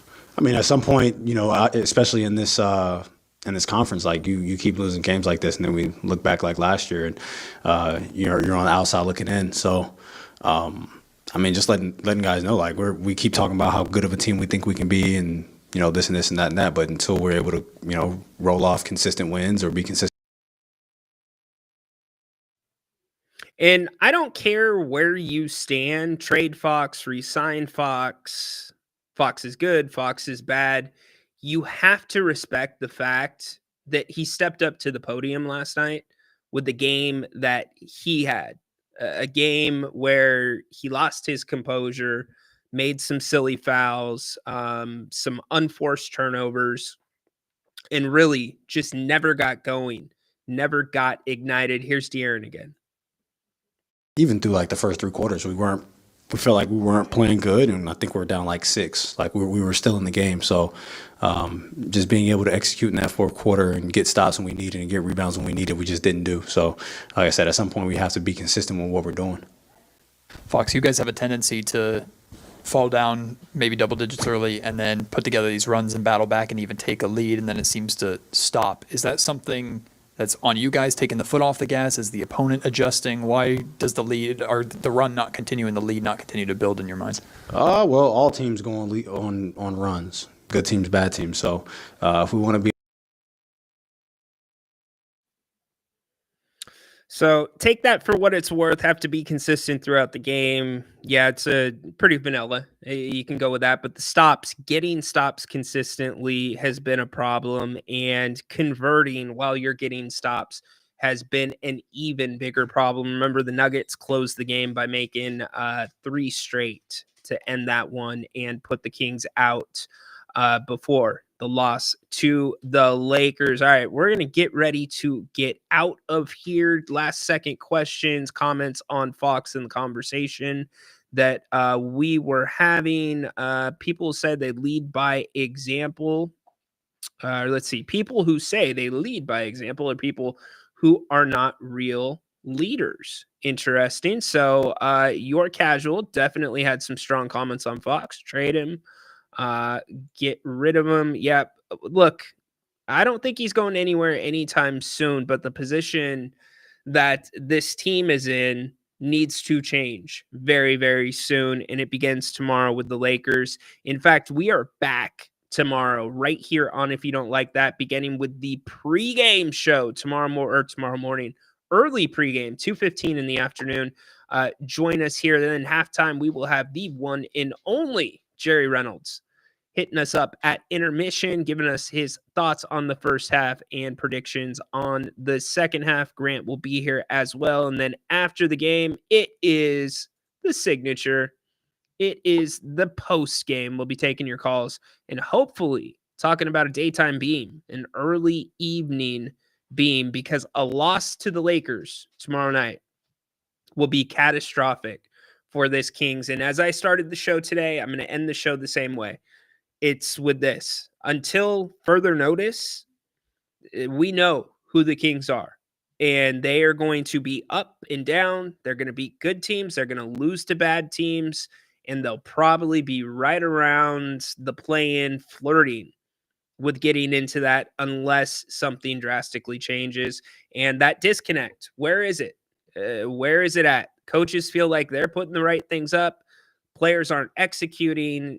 Something needs to change with this team because the pieces are far too talented to have the record that they have right now. I appreciate each and every one of you. Huge thanks again to Bennett's for sponsoring today's show. Go to Bennett'sRestaurants.com for more information on their 3 locations in the greater Sacramento area. We're out till tomorrow. Kings Lakers, 3:00 pregame begins at 2:15. Appreciate each and every one of you. Thanks to Haunted Horse. Thanks to Adam.